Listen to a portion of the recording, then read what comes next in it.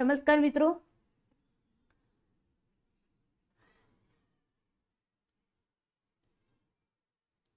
નમસ્કાર મિત્રો.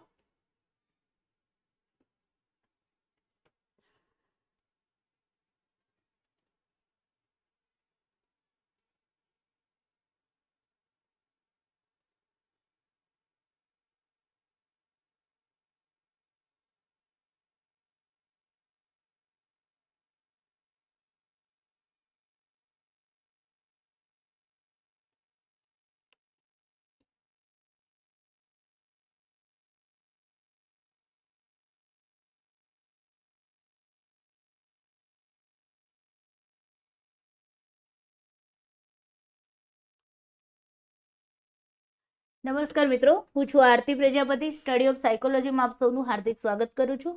મિત્રો, આજના ક્લાસની અંદર આપણે અગાઉના વર્ષના જે પ્રશ્નો કરી રહ્યા છે, જેમાં આપણે સપ્ટેમ્બર 2013નું જે પ્રશ્નપત્ર છે એને આપણે જોવાના છે. ઓકે, તો સૌથી પહેલાં વિડીયોને લાઇક કરી દેજો, તમારા મિત્રો સુધી શેર કરવાનું ભૂલતા નહીં.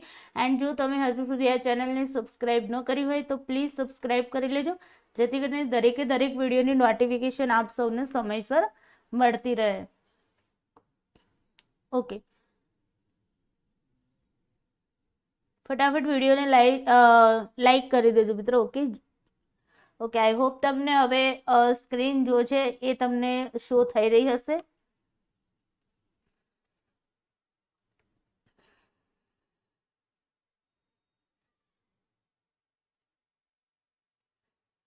જસ્ટ વેઇટ મિત્રો.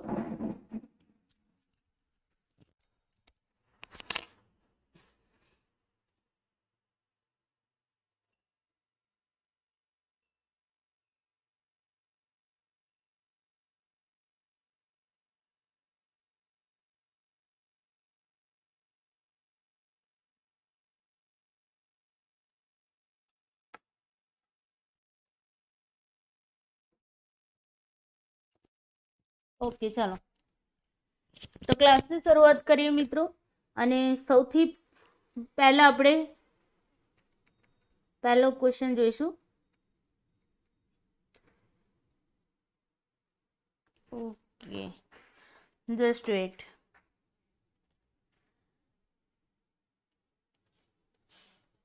ઓકે, સૌથી પહેલો ક્વેશ્ચન તમારી સામે છે કે કેટલના મત પ્રમાણે બુદ્ધિ ખાલી જગ્યા છે.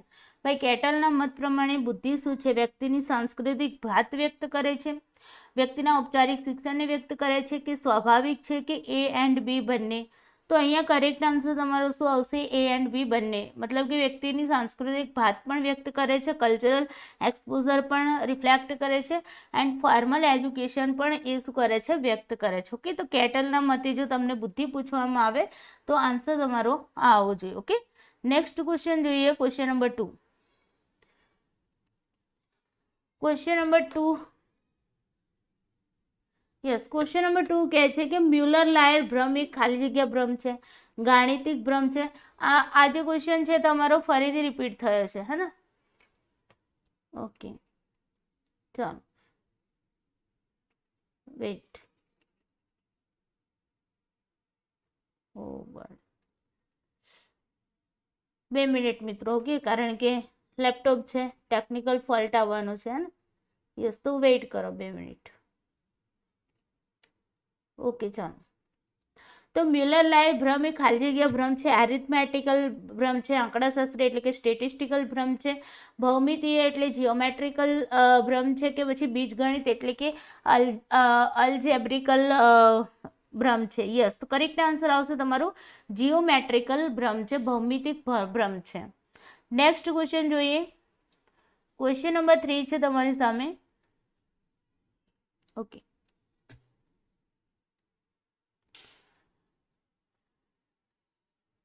યસ, ક્વેશ્ચન નંબર 3 કહે છે કે શાસ્ત્રીય અભિસંધાનમાં અભિસંધિત ઉદ્દીપક અનઅભિસંધિત ઉદ્દીપક આપ્યા પછી આપવામાં આવે છે. ક્લાસિકલ કન્ડિશનિંગ જે થિયરી છે, બરાબર, ક્લાસિકલ કન્ડિશનિંગ જે છે એની અંદર એમ કહેવામાં આવે છે કે પહેલું ઉદ્દીપક અભિસંધિત ઉદ્દીપક એટલે કે તમારું CS આપ્યા પછી યુસીએસ આપ્યા પછી આપવામાં આવે છે. મતલબ કે પહેલું યુસીએસ આપવામાં આવે છે અનકન્ડિશનિંગ, જે સ્ટિમ્યુલસ છે એ આપવામાં આવે છે અને એના પછી તમારું CS એટલે કે કન્ડિશનિંગ સ્ટિમ્યુલસ આપવામાં આવે છે. તો તેને આપણે શું કહીએ છીએ? વિલંબિત અભિસંધાન, શેષ અભિસંધાન, પશ્ચાદગામી અભિસંધાન કે એક સાથે થતું અભિસંધાન. તો પહેલું શું આપવામાં આવે છે? પહેલું UCS આપવામાં આવે છે અને એના પછી CS આપવામાં આવે છે. તો પછીથી આપવામાં આવે છે તો આપણે પશ્ચાદગામી, સમજાય છે ને? પશ્ચાદગામી એટલે કે પછીથી CS આપવામાં આવે છે તો બેકવર્ડ કન્ડિશનિંગ જેને કહેવામાં આવશે.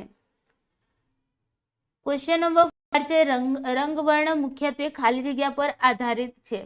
જે રંગવર્ણ જે છે એ કોના ઉપર આધારિત છે? વિસ્તરણના આધારે, તીવ્રતા, તરંગો કે ઉજ્જવળતા? તો અહીંયા કરેક્ટ આન્સર તમારો આવશે તરંગો. વેવલેન્થ જે છે એના ઉપર રંગવર્ણ આધારિત હોય છે. ક્વેશ્ચન નંબર 5 જોઈએ. ક્વેશ્ચન નંબર 5 કહે છે કે મનોવિશ્લેષણાત્મક સિદ્ધાંત ખાલી જગ્યા ક્રમમાં આવે છે. તો મનોવિશ્લેષણાત્મક સિદ્ધાંત શેમાં આવે છે? સાયકો એનાલિટિક થિયરી જે છે શેના ક્રમમાં આવે છે? તો ઈરણ સિદ્ધાંતમાં આવે છે, પ્રલોભન સિદ્ધાંતમાં આવે છે, વિપક્ષી પ્રક્રિયા સિદ્ધાંતમાં આવે છે કે ન્યૂનમતાનો સિદ્ધાંતની અંદર આવે છે? તો અહીંયા કરેક્ટ આન્સર તમારો આવશે ઈરણનો સિદ્ધાંત. ડ્રાઈવ થિયરીની અંદર તમારું સાયકો એનાલિટિકલ થિયરી આવે છે. ક્વેશ્ચન નંબર 6 જોઈએ.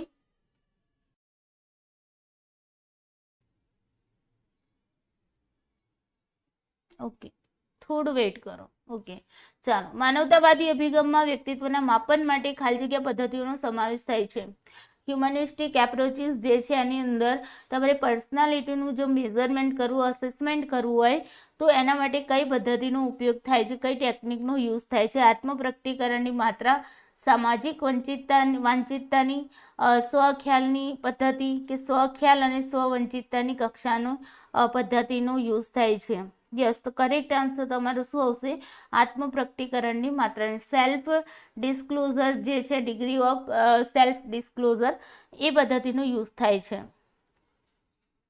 ક્વેશ્ચન નંબર 7 છે મગજના કોઈપણ ક્ષેત્રની પ્રવૃત્તિ પર ખાલી જગ્યા પર આધારિત છે. ભાઈ, મગજના કોઈપણ ક્ષેત્રની જે પ્રવૃત્તિ છે એ કોના ઉપર આધારિત છે? પાચન તંત્ર ઉપર, અસ્થિતંત્ર પર, ચેતા સંચારકો પર કે સ્નાયુઓ ઉપર? તો કરેક્ટ આન્સર તમારો આવશે ચેતા સંચારકો પર. ન્યુરો ટ્રાન્સમીટર્સ જે છે એના ઉપર એ આધારિત હોય છે. મગજની કોઈ પણ ક્ષેત્રની જે પ્રવૃત્તિ થતી હોય એ કોના ઉપર આધારિત છે? ન્યુરો ટ્રાન્સમીટર ઉપર આધારિત છે. ક્વેશ્ચન નંબર 8 છે પ્રવર્તમાન મજ્જા વિજ્ઞાન ખાલી જગ્યાના સંબંધમાં અભ્યાસો કરી રહ્યું છે.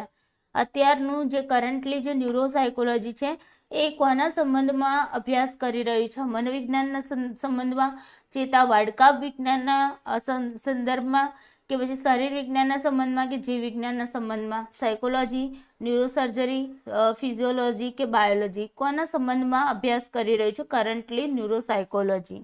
તો અહીંયા કરેક્ટ આન્સર તમારો આવશે ચેતા વાડકાપ વિજ્ઞાન. ન્યુરો સર્જરીના સંબંધમાં અભ્યાસ કરી રહ્યું છે ન્યુરોસાયકોલોજી. નેક્સ્ટ ક્વેશ્ચન છે તમારો ક્વેશ્ચન નંબર 9 છે સમસ્યા ઉકેલે કેટલીક વાર આકસ્મિક હોય છે કારણ કે?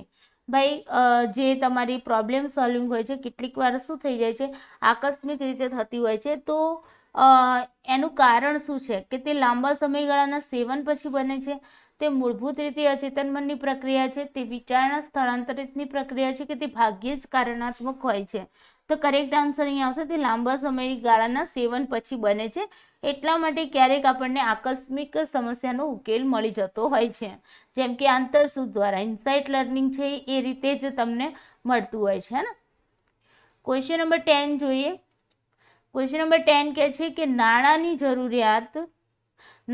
જરૂરિયાત એ ખાલી જગ્યા જરૂરિયાતનું ઉદાહરણ છે. ભાઈ, તમને પૈસાની જરૂરિયાત છે તો એ શાનું ઉદાહરણ છે? પ્રાથમિક ઉદાહરણ કહેવાશે, અર્જિત કહેવાશે, આંતરિક કહેવાશે કે ઈરણ કહેવાશે? તો અહીંયા કરેક્ટ આન્સર આવશે અર્જિત, એટલે કે શીખાયેલી જરૂરિયાત છે. કે અર્જિત એટલે આપણે શીખેલી છે, જે આપણે પ્રાપ્ત કરેલી છે. બરાબર. પ્રાથમિક કેમ ન કહી શકાય? કારણ કે પ્રાથમિક જેટલી જરૂરિયાતો છે એ આપણને કેવી હોય છે? ભાઈ, એ આપણને વારસામાં જ મળેલી હોય છે, આપણને આપણા જેનેટિકની અંદર. જેમ કે ભૂખ લાગવી, તો ભૂખ લાગવી શીખતા નથી કે ભૂખ લાગે છે, હે ને, કે ખાવું જોઈશે શીખે, પણ ખાવાનું તો પહેલેથી બાળક જન્મે છે ત્યારે એને ભૂખ લાગે છે, તો ભૂખ લાગવાની જે જરૂરિયાત છે, બરાબર, ખોરાકની જે જરૂર છે, તો ભૂખ લાગે છે એના કારણે. તો એ ભૂખ લાગવી એ તમારી કેવી છે, તમને જેનેટિકમાંથી મળેલી છે, હે ને. યસ. એના પછી જોઈએ ક્વેશ્ચન નંબર 11. ક્વેશ્ચન નંબર 11 કહે છે આંખની પરિધીય ગતિ ખાલી જગ્યા તરીકે જાણીતી છે. પુનઃસ્થાનીકરણ, પુનઃક્રમીકરણ, દ્રષ્ટિ પૂર્વાભિમુખીકરણ કે પૂર્વાભિમુખ. તો આંખની જે પરિધીય ગતિ જે છે, રેપિડ મુવમેન્ટ આઈસ જેને આપણે કહીએ છીએ, તો એ જે ગતિ છે એ કયા નામથી ઓળખવામાં આવે છે? તો એ કરેક્ટ આન્સર આવશે સી ઇઝ ધ વિઝ્યુઅલ ઓરિએન્ટિંગ જે કહેવાય છે, એ તમારો કરેક્ટ આન્સર છે. નેક્સ્ટ ક્વેશ્ચન જોઈએ, ક્વેશ્ચન નંબર 12 છે. યસ.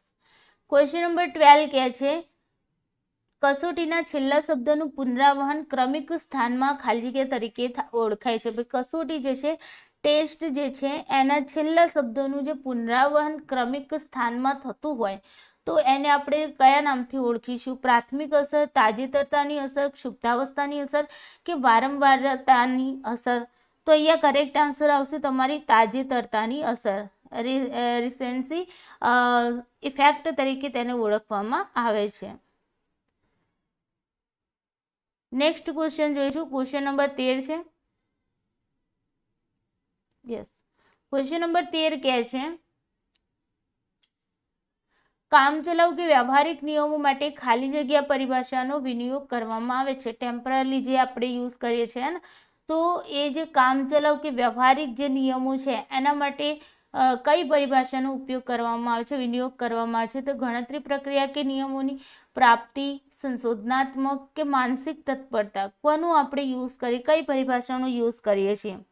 યસ, તો સંશોધનાત્મક, હ્યુરિસ્ટિક્સ જે છે એનો યુઝ કરીએ છીએ. ક્વેશ્ચન નંબર 14 છે જ્યારે બુદ્ધિ કસોટી દાતાની શારીરિક અને માનસિક ઉંમર એક સરખી હોય ત્યારે વ્યક્તિનો બુદ્ધિમાનાંક ખાલી જગ્યા હોય છે. ભાઈ આઈક્યુ ઇઝ ઇક્વલ ટુ આપણને વેરી ઇમ્પોર્ટન્ટ ક્વેશ્ચન છે તમારો. દરેક પેપરમાં તમને જોવા મળે હશે, તમે અત્યાર સુધી જેટલા પણ વિડીયો જોયા એની અંદર તમને જોવા મળે કે આઈક્યુને લગતો એ ક્વેશ્ચન આવે છે, ને. તો IQ is equal to mental age divided by તમારી ક્રોનોલોજીકલ એજ ઇન્ટુ કેટલા થશે? 100. હવે અહીંયા શું કહે છે કે ભાઈ શારીરિક અને માનસિક ઉંમર એક સરખી હોય. માની લો કે આપણે એમ જોઈ લઈએ કે ભાઈ કોઈ વ્યક્તિ છે, બરાબર, તો એની શારીરિક ઉંમર માની લઈએ કે 10 છે અને એની માનસિક ઉંમર પણ 10 છે, તો એનો બુદ્ધિઆંક કેવું આપણને મળશે? તો જુઓ અહીંયા 10 માનસિક એજ છે અને તમારું CA પણ કેટલું છે? 10 છે. ઇન્ટુ આપણે અહીંયા 100 કરીએ તો શું મળશે? અહીંયા તમને 10 ઉડી ગયા, તો તમને અહીંયા આન્સર કેટલો મળે? 100 મળે. કોઈ પણ લઈ લો તમે, 19 લો તો એ ઉપર નીચે તો ઉડવાના જ છે ને. બંને સેમ હોય, બંને ભાગાકારના સંદર્ભમાં છે, તો બે સમાન સંખ્યાઓ તમને મળે તો બંને ઉડી જાય તો તમારો ત્યાં 1 થઈ જાય, હે ને. જ્યારે પણ આપણે કોઈ પણ સંખ્યાનો ભાગાકાર કરીએ છીએ તો જો બંને ભાગ ઉડી જાય તો આપણી પાસે 1 વેલ્યુ રહે છે અને 1ને 100 વડે ગુણીએ તો આપણો આન્સર હંમેશા આપણને કેવું મળે? 100 જ મળે. તો અહીંયા તમારો કરેક્ટ આન્સર શું આવશે? 100 is the correct answer. Okay, B વાળો આન્સર છે તમારો કરેક્ટ છે. કોઈ પણ સંખ્યા જ્યારે તમને સમાન કીધી હોય, તમારી શારીરિક અને માનસિક વય જે છે બંને સમાન કઈ હોય ને, ત્યારે મિત્રો તમારે યાદ રાખવાનું કે તમારો આઈક્યુ જે છે ને એ 100 મળશે. કેટલો મળશે? 100 મળશે. ઓકે, ચાલો એના પછી નેક્સ્ટ ક્વેશ્ચન કરીએ. Question number 15.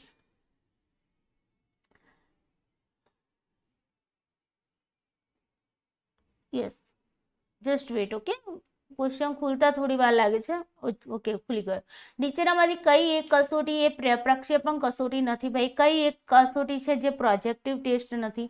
TAT, thematic apperception test. Okay, જો તમને ડાયરેક્ટલી એના ફૂલ ફોર્મ પણ પૂછી શકે છે તો TAT નું ફૂલ ફોર્મ થીમેટિક એપરસેપ્શન ટેસ્ટ એનું ફૂલ ફોર્મ છે. ચિત્ર હતાશા કસોટી જેને પિક્ચર ફ્રસ્ટ્રેશન ટેસ્ટ કહેવામાં આવે છે. સંસ્કૃતિ અનુકૂળ કસોટી કલ્ચરલ ફેર ટેસ્ટ. સાઈના ડાઘાની કસોટી ઇન્ક બ્લોક ટેસ્ટ. તો કઈ ટેસ્ટ એવી છે જે આપણે પ્રોજેક્ટિવ ટેસ્ટની અંદર આવતી નથી? તો કરેક્ટ આન્સર અહીંયા કઈ આવશે? કલ્ચરલ ફેર ટેસ્ટ જે છે એ તમારી પ્રોજેક્ટિવ ટેસ્ટ નથી. ઓકે, ઇન્ટેલિજન્ટ ટેસ્ટ છે. કેવી છે? ઇન્ટેલિજન્સ. ઓકે, ઇન્ટેલિજન્ટ ટેસ્ટ છે. અને કલ્ચરલ ફેર ટેસ્ટ કોને આપી હતી? કેટલે આપી હતી. હા ને. ઇન્કબ્લોટ ટેસ્ટ કોને આપી હતી? રોરસાકે આપી હતી. તો આપણે આ બધી જે મેન વસ્તુઓ છે એને યાદ રાખીશું. ઓકે, અહીંયા C is the correct answer. બાકી બધી જે છે ટાર્ટ છે, પિક્ચર ફ્રસ્ટ્રેશન ટેસ્ટ છે અને તમારી ઇન્કબ્લોટ ટેસ્ટ છે, એ ત્રણે કેવી છે? તમારી પ્રોજેક્ટિવ ટેસ્ટ છે. નેક્સ્ટ ક્વેશ્ચન જોઈએ. ક્વેશ્ચન નંબર 16 છે. ક્વેશ્ચન નંબર 16 કહે છે નીચેનામાંથી કયું એક કક્ષાગત પરિવર્તે છે? ભાઈ કેટેગોરિકલ વેરિયેબલ કયું છે? તો ઇન્ટરેસ્ટ, અભિરુચિ, ઉંમર, એજ, જાતિ, સેક્સ અને અવાજની તીવ્રતા, ઇન્ટેન્સિટી ઓફ સાઉન્ડ. તો અહીંયા તમારે કક્ષાગત જે કેટેગરાઇઝ કરી શકાય એવું વેરિયેબલ કયું છે એ પૂછ્યું છે. તો અહીંયા કરેક્ટ આન્સર શું આવશે? સેક્સ છે. ઓકે, સેક્સને આપણે કેટેગરાઇઝ કરી શકીએ છીએ. ચાલો, સેક્સ મતલબ જાતિ, જેમ આપણે મેલ ફિમેલ કહીએ છીએ ને એવી રીતે. ઓકે, એના પછી જુઓ ક્વેશ્ચન નંબર 70 છે. ક્વેશ્ચન નંબર 17 કહે છે પ્રતિચાપ ક્રિયાનો માર્ગ ખાલી જગ્યા તરીકે ઓળખાય છે. રિફ્લેક્સ એક્શનનો જે પાથ છે એને આપણે કયા નામથી ઓળખીએ છીએ?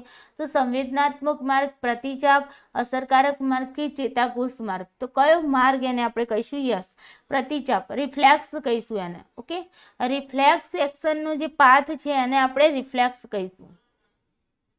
એના પછી તમારો ક્વેશ્ચન નંબર 80 છે. ક્વેશ્ચન નંબર 18 કહે છે કે વ્યક્તિ પુનરાવર્તન ખાલી જગ્યા એ વધુ કરી શકે છે. વ્યક્તિ પુનરાવર્તન ક્યારે વધુ કરી શકે? તો યાદીની શરૂઆતના ભાગમાં પુનરાવર્તન વધુ કરી શકે છે, યાદીના અંતના ભાગમાં પુનરાવર્તન વધુ કરી શકે છે, યાદીના મધ્ય ભાગમાં પુનરાવર્તન વધુ કરી શકે છે, કે યાદીના મધ્ય ભાગ કરતાં ક્યાં તો શરૂઆતના ભાગમાં અથવા તો અંત ભાગમાં. બરાબર, મતલબ ત્રણે જગ્યાએ, કાં તો તમે મધ્ય ભાગ કરતા, કાં તો તમે શરૂઆતના ભાગમાં અથવા તો અંતના ભાગમાં તમે પુનરાવર્તન વધુ કરી શકો છો.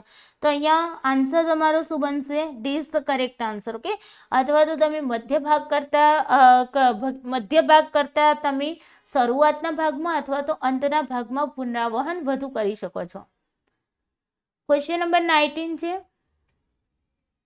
યસ, ક્વેશ્ચન નંબર 19 કહે છે, થોડું આને નાનું કરીશું જેથી કરીને ઇંગ્લિશ મીડિયમ વાળા છે એ લોકોને થોડું ધ્યાન આવે.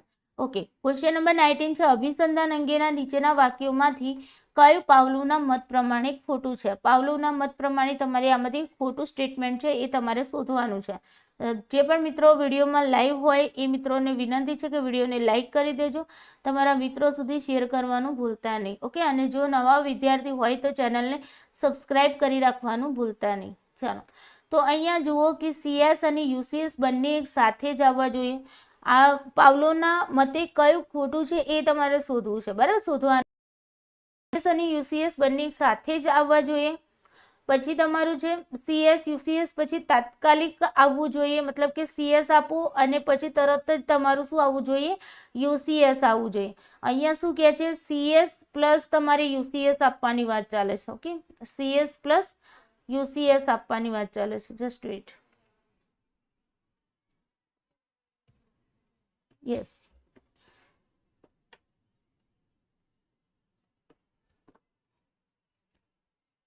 ગુડ. CS અને UCS બરાબર બંને સાથે આપવાનું. અહીંયા કે છે CS પછી તરત તમે UCS આપો. કુદરતી પ્રતિક્રિયા અને UCS બંનેને અભિસંધાન માટે સાથે જ જોડવા જોઈએ. મતલબ કે તમે જે કુદરતી પ્રક્રિયા મતલબ તમારું કઈ થઈ જશે ભાઈ? જે અનકન્ડિશનિંગ જે રિસ્પોન્સ છે, તો અનકન્ડિશનિંગ રિસ્પોન્સ અને અનકન્ડિશનિંગ સ્ટિમ્યુલસ બંને અભિસંધાન માટે કેવા સાથે જોડાવા જોઈએ. મતલબ કે તમારી જેવું તમે UCS આપો તરત જ તમારી UCR પણ થઈ જવું જોઈએ. હે ને? CS અને UCS બંને પ્રમાણસર હોવા જોઈએ. CS અને UCS બંને કેવા હોવા જોઈએ? પ્રમાણસર હોવા જોઈએ. તો અહીંયા કરેક્ટ આન્સર તમારો શું આવશે? D is the correct answer, કે CS અને UCS બંનેનું પ્રમાણ કેવું હોવું જોઈએ? સમાન હોવું જોઈએ. ઓકે, નહીં કે એકમાં વધારે ને એકમાં ઓછું કરશો તો તમારું મતલબ એટલું કન્ડિશનિંગ નહીં થઈ શકે. ક્વેશ્ચન નંબર 20 જોઈએ આપણે.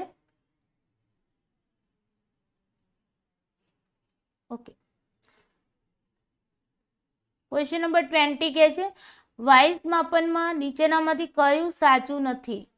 તો વાઇસના જે વેક્સલરે આપેલી જે ટેસ્ટ છે હે ઇન્ટેલિજન્સ ટેસ્ટ છે તો એની અંદર વાઇસ માપનમાં નીચેનામાંથી કયું સાચું નથી એ તમારે શોધવાનું છે કે તે તરુણો માટે ઉપયોગી છે, શાબ્દિક અને કર્તૃત્વ બુદ્ધિઆંક એની અંદર આપેલો છે, બ્લોક ડિઝાઇન છે અંદર માનસિક વય ભાગ્યા શારીરિક વય ઇન્ટુ 100 આ તમારું આઈક્યુનું શું થઈ ગયું ફોર્મ્યુલા થઈ ગયું હે ને યસ તો અહીંયા કરેક્ટ આન્સર તમારો શું આવશે D is the correct answer એ વાઇસના કન્ટેક્સમાં સાચું નથી બાકી બધું જે છે એ તમારું સાચું છે કે એ એડલ્ટ માટે ઉપયોગી છે શાબ્દિક અને આની અંદર વર્બલ અને પરફોર્મન્સ આઈક્યુ સ્કોર જોવામાં આવે છે બરાબર બ્લોક ડિઝાઇન છે તો એ કરેક્ટ છે બટ આ જે આઈક્યુ છે એ તમારું ખોટું છે વાઇસના કન્ટેક્સમાં પૂછ્યું છે ઓકે ક્વેશ્ચન નંબર 21 કરો ક્વેશ્ચન નંબર 21 વેક્સલરની બુદ્ધિમાપન કસોટી ખાલી જગ્યાથી ઓછી ઉંમરના બાળકો માટે ઉપયોગી નથી ભાઈ વેક્સલરની જે બુદ્ધિમાપનની કસોટી છે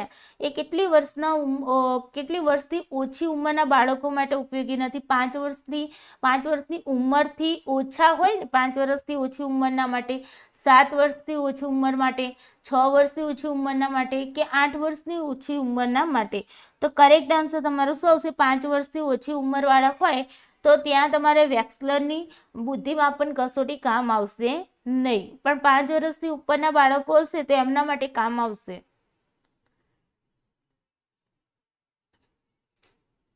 ક્વેશ્ચન નંબર તમારો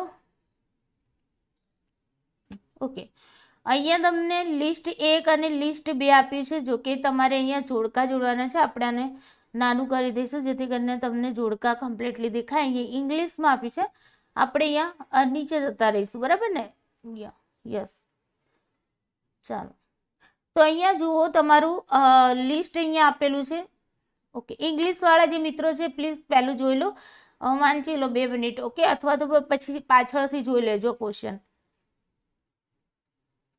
ઓકે ચાલો ક્વેશ્ચન નંબર 22 છે તમારો અહીંયા લિસ્ટ 1 અને લિસ્ટ 2 આપી છે લિસ્ટ 1 ની અંદર એક્સપ્લેનેશન આપી છે અને લિસ્ટ 2 ની અંદર કોન્સેપ્ટ આપેલો છે તો પૂર્વ અનુભવને યાદ કરવા જે તે દિવસના અનુભવોને અનુભવીને એના પછી સ્મૃતિનો સંગ્રહ કરવાથી મગજમાં થતા શારીરિક પરિવર્તનો શિક્ષણના સમયે ઉત્પન્ન થતી શારીરિક સ્થિતિ પશ્ચાત સ્મૃતિ માટે અગત્યની બને છે લિસ્ટ 2 ની અંદર કોન્સેપ્ટ આપ્યો છે memory trace state depend learning અને ડિઝ્યુઝ એન્ડ ક્યુ ડિપેન્ડેડ મેમરી તો અહીંયા તમારો કરેક્ટ આન્સર શું આવશે મિત્રો તો પહેલામાં જુઓ પી છે એની અંદર શું આવશે પૂર્વ અનુભવને યાદ કરવા જે તે દિવસના અનુભવોને આપણે અનુભવીએ છીએ એને તમે શું કહેશો મેમરી ટ્રેસ કહેશો બરાબર એના પછી છે તમારું સ્મૃતિનો સંગ્રહ કરવાથી મગજમાં થતા શારીરિક પરિવર્તનોને આપણે શું કહીશું ક્યુ ડિપેન્ડેડ મેમરી કહીશું શું કહીશું ક્યુ ડિપેન્ડેડ મેમરી એના પછી છે તમારું શિક્ષણના સમયે ઉત્પન્ન થતી શારીરિક સ્થિતિ પશ્ચાત સ્મૃતિ માટે અગત્યની બને છે તો એની અંદર શું આવશે સ્ટેટ ડિપેન્ડેડ લર્નિંગ અને તમારું 4th નંબરનું છે સ્મૃતિનું પુનઃસ્મરણ ન થાય તેમજ સમય જતાં પૂર્વાભ્યાસ નબળો પડવો એને શું કહેવાય છે ડિસયુઝ કહેવામાં આવે છે ઓકે તો અહીંયા કરેક્ટ આન્સર તમારો શું બનશે કે પીમાં પહેલો નંબર ક્યાં છે યસ તો અહીંયા first is the correct answer okay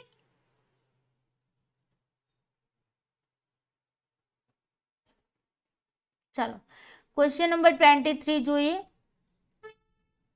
question number 23 કહે છે તમામ પરિસ્થિતિઓને એક સાથે પ્રત્યક્ષીકૃત કરવી આ નિયમ ખાલી જગ્યા તરીકે જાણીતો છે તમામ પરિસ્થિતિઓને એક સાથે પ્રત્યક્ષીકૃત કરવી આ નિયમને આપણે કયા નામ રિપીટ થયો છે ક્વેશ્ચન ઓકે કાલના પેપરમાં પણ હતો રિપીટ ક્વેશ્ચન છે સમગ્રતાનો નિયમ સમીપતાનો નિયમ નજીકતાનો નિયમ કે સામ્યતાનો નિયમ કયો આન્સર આવશે અહીંયા યસ વેરી ગુડ સમગ્રતાનો લો ઓફ હોલ તમામ પરિસ્થિતિઓને એક સાથે પ્રત્યક્ષીકૃત કરવી હોય તો આપણે એને એક સાથે પ્રત્યક્ષીકૃત કરીએ તો એને શું કહેવાય છે law of whole okay sorry repeat નથી થયો બટ આના જેવો એક બીજો ક્વેશ્ચન હતો હે ને તો અહીંયા તમારે શું સિમિલારિટીને લગતો હતો ક્વેશ્ચન હે યસ તો અહીંયા કરેક્ટ આન્સર શું આવશે લો ઓફ હોલ એના પછી જોઈએ ક્વેશ્ચન નંબર 24 જોઈએ એક્ટિવેશનનો સિદ્ધાંત કોણે આપ્યો હતો એક્ટિવેશન થિયરી જે છે એનો સિદ્ધાંત કોણે આપ્યો હતો મતલબ કે થિયરી કોણે આપી હતી લિન્ડ્સલે આપી હતી કેનને આપી હતી સાક્ટરે આપી હતી કે લેઝારસે આપી હતી તો કરેક્ટ આન્સર તમારો આવશે લિન્ડસે આપેલી હતી નેક્સ્ટ ક્વેશ્ચન જોઈએ આપણે. ક્વેશ્ચન નંબર 25 છે. યસ, ક્વેશ્ચન નંબર 25 કહે છે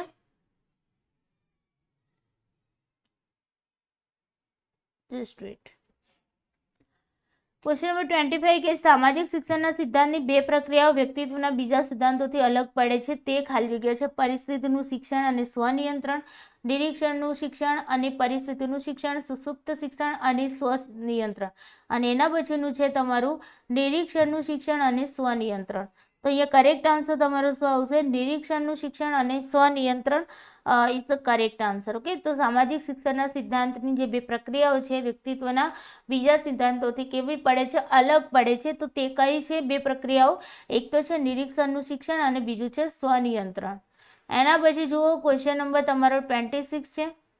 ક્વેશ્ચન નંબર 26 કહે છે આત્મ ઉર્જા એ ખાલી જગ્યા છે.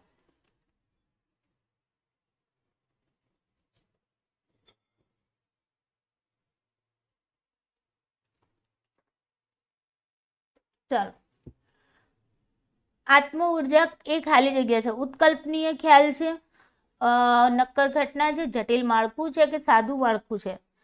તો અહીંયા કરેક્ટ આન્સર આવશે તમારું ઉત્કલ્પનીય ખ્યાલ છે, હાઇપોથેટિકલ કન્સ્ટ્રક્ટ છે. ક્વેશ્ચન નંબર તમારો 27 છે. ક્વેશ્ચન નંબર 27, યસ, કયા પ્રકારની ઉત્કલ્પના નીચેના વિધાન વડે રજૂઆત કરવામાં આવી છે? વ્યવસાય સંતોષ અને કાર્ય કર્તૃત્વ વચ્ચે વિધાયક સાર્થક સહસંબંધ છે. ભાઈ અહીંયા કયા પ્રકારની ઉત્કલ્પના આ વિધાન દ્વારા સાબિત થાય છે? તો અહીંયા આપ્યું છે વ્યવસાય સંતોષ અને કાર્ય કર્તૃત્વ વચ્ચે કેવો સંબંધ છે? વિધાયક સાર્થક સંબંધ છે. તો આ કેવી કહેવાશે? રિસર્ચ હાઇપોથિસિસ કહેવાશે, નલ હાઇપોથિસિસ કહેવાશે, અલ્ટરનેટ હાઇપોથિસિસ કહેવાશે કે કોઝલ હાઇપોથિસિસ કહેવાશે? તો અહીંયા કરેક્ટ આન્સર શું આવશે મિત્રો?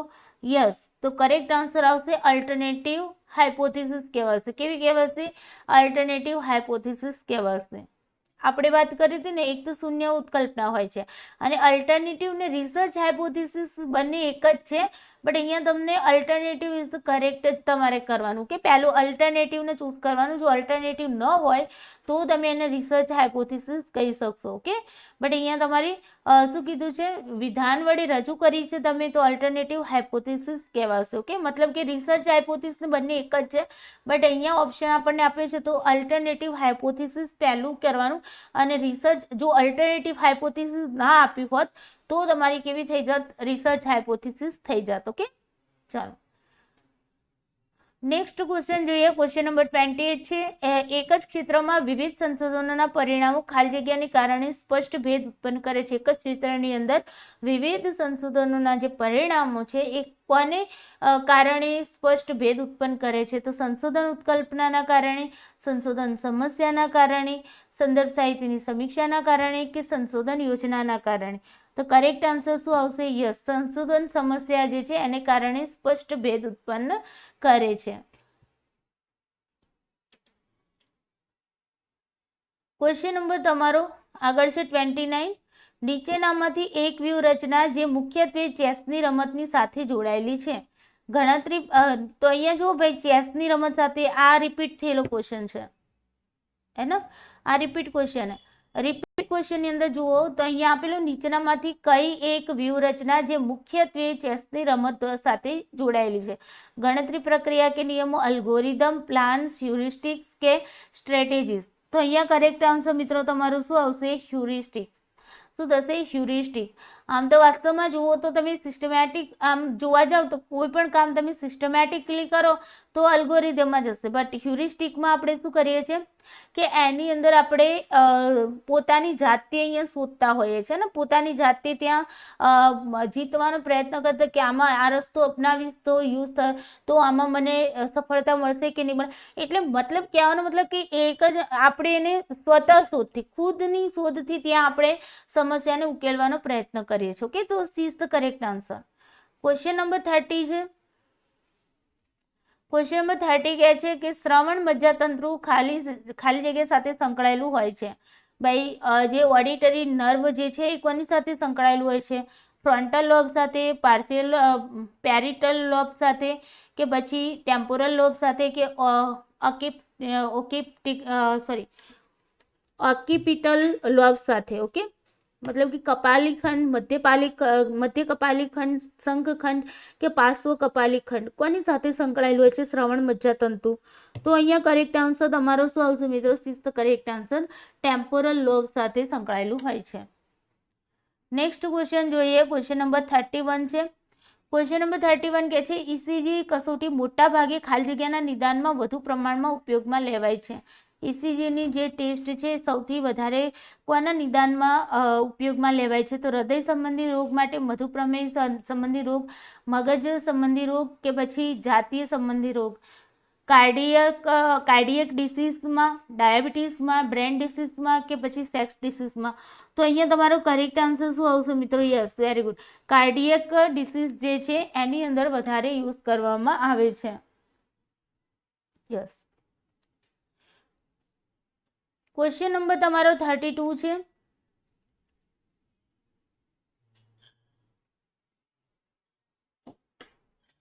આઠ વર્ષની છોકરીની માનસિક ઉંમર 10 વર્ષની છે તો તેણીનું બુદ્ધિઆંક શું હશે? ભાઈ 8 વર્ષની જુઓ, બુદ્ધિઆંકને લગતો અહીંયા તો બે ક્વેશ્ચન આવી ગયા ને આઈક્યુને લગતા. આ છોકરી ઉંમર કેટલી છે? ઉંમર છે 8 વર્ષ. માનસિક ઉંમર કેટલી છે? 10 વર્ષ છે, હે ને? તો IQ is equal to MA divided by CA into 100, હે ને? તો અહીંયા MA કેટલા છે તમારા? MA માનસિક મેન્ટલ એજ કેટલી છે? 8 છે. અને તમારી માનસિક ઉંમર તમારી ક્રોનોલોજીકલ એજ કેટલી છે? 10 વર્ષ છે, હે ને? તો સોરી, માનસિક એજ તમારી યસ, વેટ, જસ્ટ વેટ કરીશું. Okay,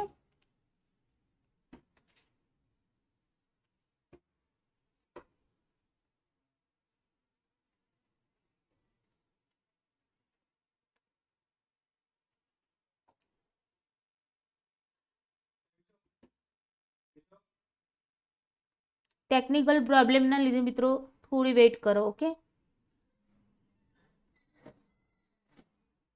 okay.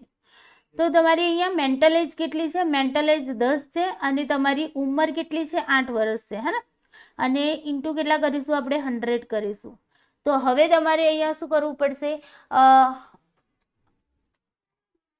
યસ, 8 વર્ષની છોકરીની માનસિક ઉંમર 10 વર્ષની છે તો તેણીનું બુદ્ધિઆંક તો માનસિક ઉંમર 10 છે અને અહીંયા 8 છે, હે ને? તો 1000 ભાગ્યા 8 કરવા પડશે તમારે. શું કરવું પડશે? 1000 ભાગ્યા 8 કરો. કેટલા થશે? 1000 ભાગ્યા 8 કરશો તો મિત્રો 1000 ભાગ્યા 8 કરો તો કેટલા થશે ભાઈ? યસ, ચાલો ને કરી જોઈએ. 8 1 8 થશે, અહીંયા 2 0, 8 2 16 થશે, અહીંયા 4 0 અને 8 5 40 થશે, હે ને? 0 0. તો અહીંયા તમારા યસ, તો કરેક્ટ આન્સર શું આવશે? C is the correct answer. તમારું 125 તમારી જે છે એ થશે એનો આઈક્યુ. Okay, yes. ચાલો, ક્વેશ્ચન નંબર 33. આજે લેપટોપ કામ નથી કરતું મિત્રો. ઓકે, ચાલો, કંઈ વાંધો નહીં. Question number 33.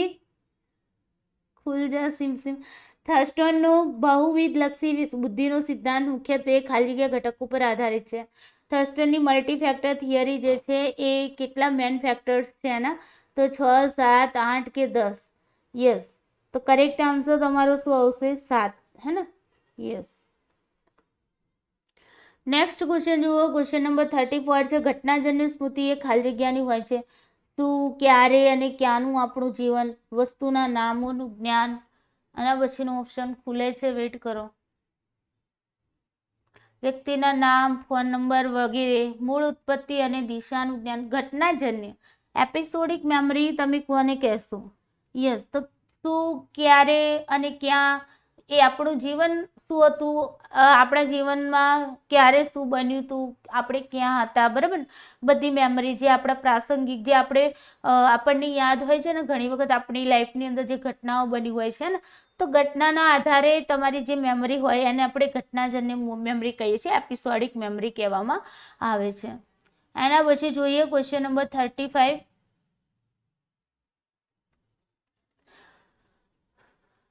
આજે આપણી ગાડી ધીમી ધીમી ચાલવાની છે મિત્રો, ઓકે. પણ વિડીયોને લાઈક શેર જરૂરથી કરી દેજો, કારણ કે આજે ટેકનિકલ પ્રોબ્લેમ છે, આનું કોઈ સોલ્યુશન નથી. ઓકે, ચાલો. શિક્ષણની અપેક્ષા પદ્ધતિમાં, શિક્ષણની જે અપેક્ષા છે એ પદ્ધતિમાં કેવી હોવી જોઈએ? પ્રયોજ્ય ત્યાં સુધી શબ્દને અપેક્ષિત કરે છે જ્યાં સુધી તેને અચાનક યાદ ન આવે. ત્યાં સુધી શબ્દોની રજૂઆત ચાલુ રહે છે જ્યાં સુધી પ્રયોજક બધા જ શબ્દો સાચી રીતે અપેક્ષિત ન કરી શકે. ફક્ત એક સાચું છે, ફક્ત બે સાચા છે, એક અને બે બંને સાચા છે. અને ડી છે તમારું, અરે ખુલજા ભાઈ, એક અને બે બંને ખોટા છે. તો અહીંયા તમારો કરેક્ટ આન્સર શું આવશે મિત્રો? યસ, ફક્ત 2 નંબરનું છે એ તમારું સાચું છે કે ભાઈ ત્યાં સુધી શબ્દોની રજૂઆત ચાલુ રહે છે જ્યાં સુધી પ્રયોજક બધા જ શબ્દો સાચી રીતે અપેક્ષિત ન કરી શકે. ક્વેશ્ચન નંબર 36 છે, તમને ખૂબ જ ડર લાગે છે આ પ્રક્રિયામાં.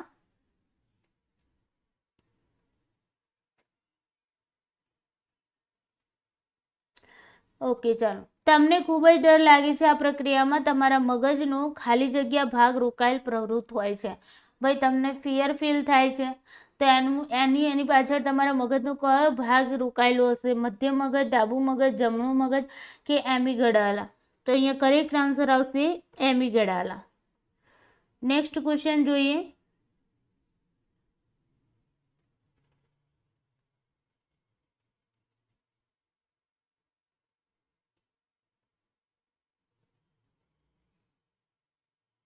આજે આપણે 50 જ ક્વેશ્ચન કરીશું, બીકોઝ પીડીએફ જે છે બરાબર ઉપર નથી થતી, ઓકે.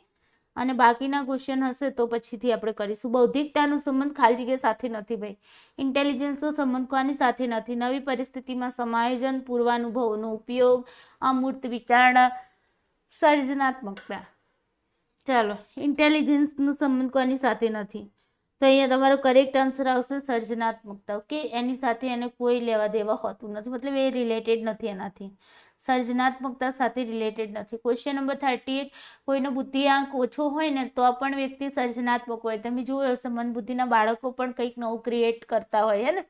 પછી જે બહુ પ્રતિભાશાળી બાળકો હોય તો પણ એ લોકો કંઈક ક્રિએટ ઇનોવેશન વગેરે કરતા હોય ને. તો મતલબ ત્યાં બુદ્ધિમત્તાને કોઈ સંબંધ નથી સર્જનાત્મકતા સાથે, હે ને. આપણે કહીએ છીએ ને ઓર્થોગોનલ સંબંધ છે, એમની સાથે કેવો છે? ઓર્થોગોનલ સહસંબંધ છે. વ્યક્તિની બૌદ્ધિકતા ખાલી જગ્યા છે. પર્સનની ઇન્ટેલિજન્સ શું છે? બદલાતી નથી, સતત વૃદ્ધિ પામે છે, અમુક સ્તર સુધી વિકસિત થઈને ઘટે છે, અમુક સ્તર સુધી વિકસિત થઈને સ્થિર રહે છે. ભાઈ ઇન્ટેલિજન્સ, કોઈ પણ પર્સન છે એની ઇન્ટેલિજન્સ છે એ કેવી રહે છે? બદલાતી નથી, ક્યારેય બદલાતી નથી, મતલબ જે છે એનું એ જ રહેશે ઇન્ટેલિજન્સ. કે પછી સતત વૃદ્ધિ પામે છે, કે અમુક સ્તર સુધી તે વિકસે છે અને પછી ઓછી થવા લાગે છે, અને અમુક સ્તર સુધી વિકસી અને તે કેવી થઈ જાય છે? સ્થિર થઈ જાય છે. યસ, તો કરેક્ટ આન્સર શું આવશે? કે બુદ્ધિ જે છે ને એ અમુક ટાઈમ સુધી વધે છે અને પછી શું થઈ જાય છે? સ્થિર થઈ જાય છે. એના પછી જોઈએ ક્વેશ્ચન નંબર 39 છે, મેક્સ વર્ધીમન ખાલી જગ્યાના ક્ષેત્રમાં જાણીતા છે. ભાઈ મેક્સ વર્ધીમન ગેસ્ટાલ્ટ મનોવિજ્ઞાન, વર્તનવાદ, એના પછી બુદ્ધાત્મક વર્તનમાં પરિવર્તન અને મનોવિશ્લેષણાત્મક, ઓકે, મનોવિશ્લેષણ. તો ભાઈ મેક્સ વર્ધીમન, કોલર, કોપકા અને વર્ધીમન, તમને 3 નામ એક સાથે યાદ હશે તો શેમાં આવશે? ગેસ્ટાલ્ટ સાયકોલોજી સાથે સંકળાયેલા છે. તો A is the correct answer. Next question જોઈએ. ક્વેશ્ચન નંબર 40 છે. ક્વેશ્ચન નંબર 40 કહે છે સામાજિક શિક્ષણના સિદ્ધાંતો દર્શાવે છે કે ખાલી જગ્યા. ચાલો, સામાજિક શિક્ષણના સિદ્ધાંતો શું દર્શાવે છે? વર્તનની સમજાવટમાં વ્યક્તિગત ભિન્નતાને સ્થાન નથી, અનુકરણની સમજાવટ માટેની શીખનારમાં બુદ્ધાત્મક પ્રક્રિયાનો સમાવેશ, વાતાવરણના પ્રભાવને ઝીલવા માટે શીખનાર નિષ્ક્રિય છે, અને બી અને સી બંને. તો અહીંયા કરેક્ટ આન્સર તમારો શું આવશે? અનુકરણની સમજાવટ માટેની શીખનારમાં બુદ્ધાત્મક પ્રક્રિયાનો સમાવેશ થાય છે, એ તમારું સોશિયલ લર્નિંગ થિયરી બતાવે છે. નેક્સ્ટ ક્વેશ્ચન જોઈએ. ક્વેશ્ચન નંબર 41 છે કે વ્યક્તિત્વની પ્રક્ષેપણ કસોટીમાં ઉદ્દીપક ખાલી જગ્યા હોય છે. ભાઈ વ્યક્તિત્વની જે પ્રક્ષેપણ કસોટી છે, પ્રોજેક્ટિવ ટેસ્ટ ઓફ પર્સનાલિટી, તો એની અંદર ઉદ્દીપક કેવું હોય છે? પિક્ચોરિયલ રૂપમાં હોય છે કે કોમ્પ્લિકેટેડ હોય છે કે પછી સિમ્પલ હોય છે કે એમ્બિગ્યુઅસ હોય છે? ફરીથી રિપીટ થયો છે ક્વેશ્ચન, હે ને? યસ, તો અહીંયા એમ્બિગ્યુઅસ હોય છે. કેવું હોય છે? એમ્બિગ્યુઅસ મતલબ વિલક્ષણ હોય છે, અસ્પષ્ટ હોય છે. એમ્બિગ્યુઅસ મતલબ અસ્પષ્ટ હોય છે, વિલક્ષણ હોય છે, હે ને? અસ્પષ્ટ હોય છે. ક્લિયર? તો રિપીટેડ ક્વેશ્ચન છે, ધ્યાન રાખીશું આપણે ક્વેશ્ચનોને. ક્વેશ્ચન નંબર 42 જોઈએ. યસ, ક્વેશ્ચન નંબર તમારો 42 કહે છે કે પ્રયોગ પાત્રને તેઓના કર્તૃત્વ અને અસંબંધિત કાર્યની ગણતરીને ધ્યાનમાં લીધા વિના તેના શાબ્દિક અહેવાલ માટે રોકે છે. પ્રયોગકર્તા છે પ્રયોગ પાત્રને તેનું જે કંઈ પણ પરફોર્મન્સ છે, બરાબર, એ પરફોર્મન્સ અને એની જે અસંબંધિત કાર્યની જે ગણતરી છે એને ધ્યાનમાં લીધા વિના તેના શાબ્દિક અહેવાલો માટે તેને રોકે છે. તો પ્રાથમિક અસર લુપ્ત થાય છે, તાજેતરની અસર લુપ્ત થાય છે, મધ્યભાગની અસર લુપ્ત થાય છે કે બંને પ્રાથમિક અને તાજેતરની અસરો લુપ્ત થાય છે? તો કરેક્ટ આન્સર તમારો થશે બી, તાજેતરની અસર લુપ્ત થાય છે. નેક્સ્ટ ક્વેશ્ચન જોઈએ. ક્વેશ્ચન નંબર 43 છે. નીચેનામાંથી કયું એક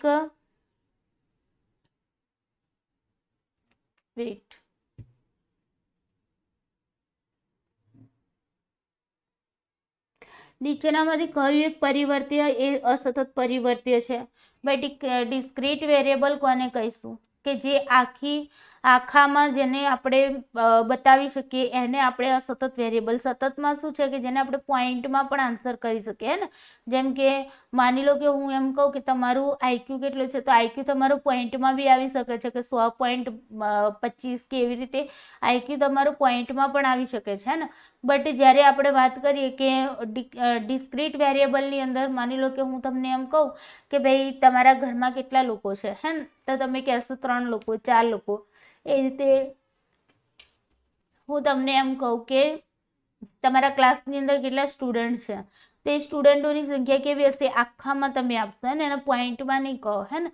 તો એને કહેવાય છે, જ્યારે તમે પોઈન્ટમાં નથી કહેતા, આખામાં આન્સર કરો છો, અને આપણે અસતત પરિવર્તે એટલે કે ડિસ્ક્રીટ વેરિયેબલ તરીકે ઓળખવામાં આવે છે. તો અહીંયા કરેક્ટ આન્સર જુઓ, બુદ્ધિ તો તમારું ઇન્ટેલિજન્સ તો તમારું સતત પરિવર્તિત. પ્રતિક્રિયા સમય પણ તમારો પોઈન્ટમાં, ધારો કે 4.3 મિનિટ, હે ને? એટલે કે 4 મિનિટ ને 30 સેકન્ડ.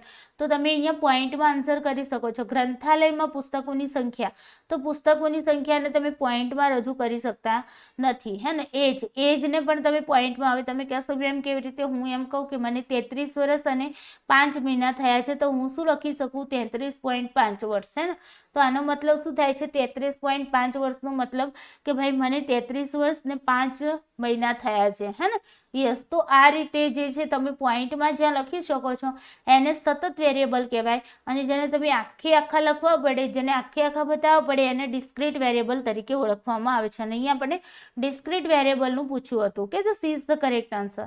ક્વેશ્ચન નંબર 44 જુઓ. પ્રયત્નો અને થાકના પ્રમાણમાં વધારાના પરિવર્તનને નિયંત્રિત કરવા માટે કઈ પ્રયુક્તિનો વિનિયોગ થાય છે?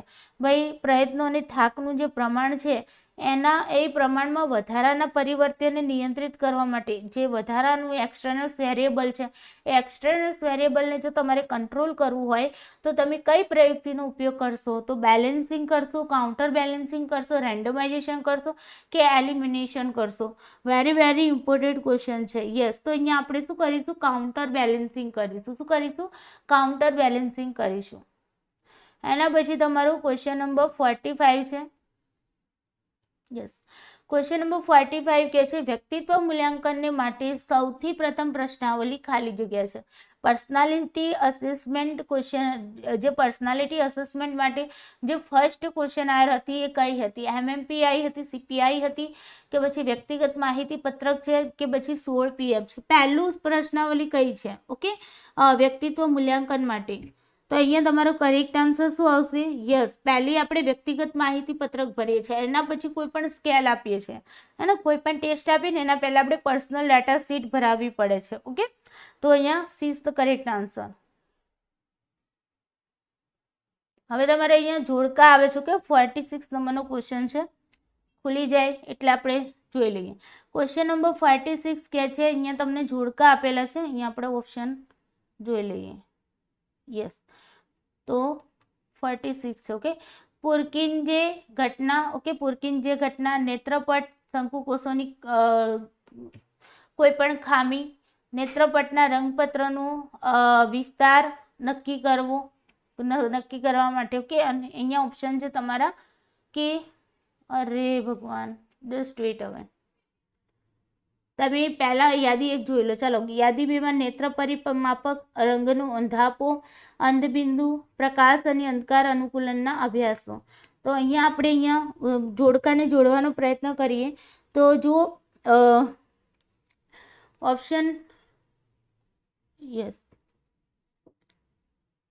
અરે થોડું નાનું કરું છું કે તમને જેવું દેખાય એવું થોડું મેનેજ કરી લેજો, બીકોઝ ઓપ્શન વગર તમને ત્યાં કેવી રીતે ખબર પડશે, હે ને?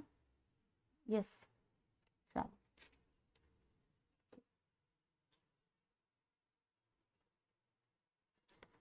બસ 1 મિનિટ વેટ કરો મિત્રો. આજે ખબર નહીં કોમ્પ્યુટર સપોર્ટ નથી કરતું. ઓકે, પીડીએફ એવી છે કે ખબર નહીં, પણ અહીંયા સપોર્ટ એટલું નથી કરતું. ખુલી જાય તો બરાબર છે, નતર પછી કાંઈ નહીં. યસ, ચાલો, નહીં દેખાય આખું. ઓકે, ચાલો. પહેલાની અંદર પુરકિંજી ઘટના, તો એની અંદર આવશે પ્રકાશ અને અંધકાર અનુકૂલનના અભ્યાસો, બરાબર. પછી છે તમારું નેત્રપટ, તો નેત્રપટમાં શું આવશે? અંધબિંદુ. એના પછી છે તમારું શંકુકોષોની કોઈ પણ ખામી, તો એમાં શું આવશે? રંગનું અંધાપું. નેત્રપટના રંગપત્રનો વિસ્તાર નક્કી કરવા માટે તો તમારો આવશે નેત્ર પરિમાપક. ઓકે, વિસ્તાર નક્કી કરવા માટે માપક યંત્રની જરૂર પડે, તો આઈ પેરીમીટર જેને કહેવામાં આવે છે, તમારું નેત્રપટના રંગપત્રનો વિસ્તાર નક્કી કરવા માટે યુઝ થાય છે. તો પહેલાની અંદર આપણું ઓપ્શન કહે છે 4 છે, તો પહેલાની અંદર છે. હવે આમાં ખુલતા વાર લાગશે. ઓકે, ચાલો. પહેલાની સોરી, હા, પહેલાની અંદર તમારું શું છે? 4 નંબર. યસ, તો પહેલાની અંદર 4 નંબર અહીંયા છે, તો B is the correct answer. Okay, બીજામાં 3જો નંબર આવી ગયો, અને ત્રીજામાં બીજો આવ્યો, અને ચોથામાં પહેલો આવ્યો. Okay, correct answer is the B. ચાલો, નેક્સ્ટ ક્વેશ્ચન જોઈએ.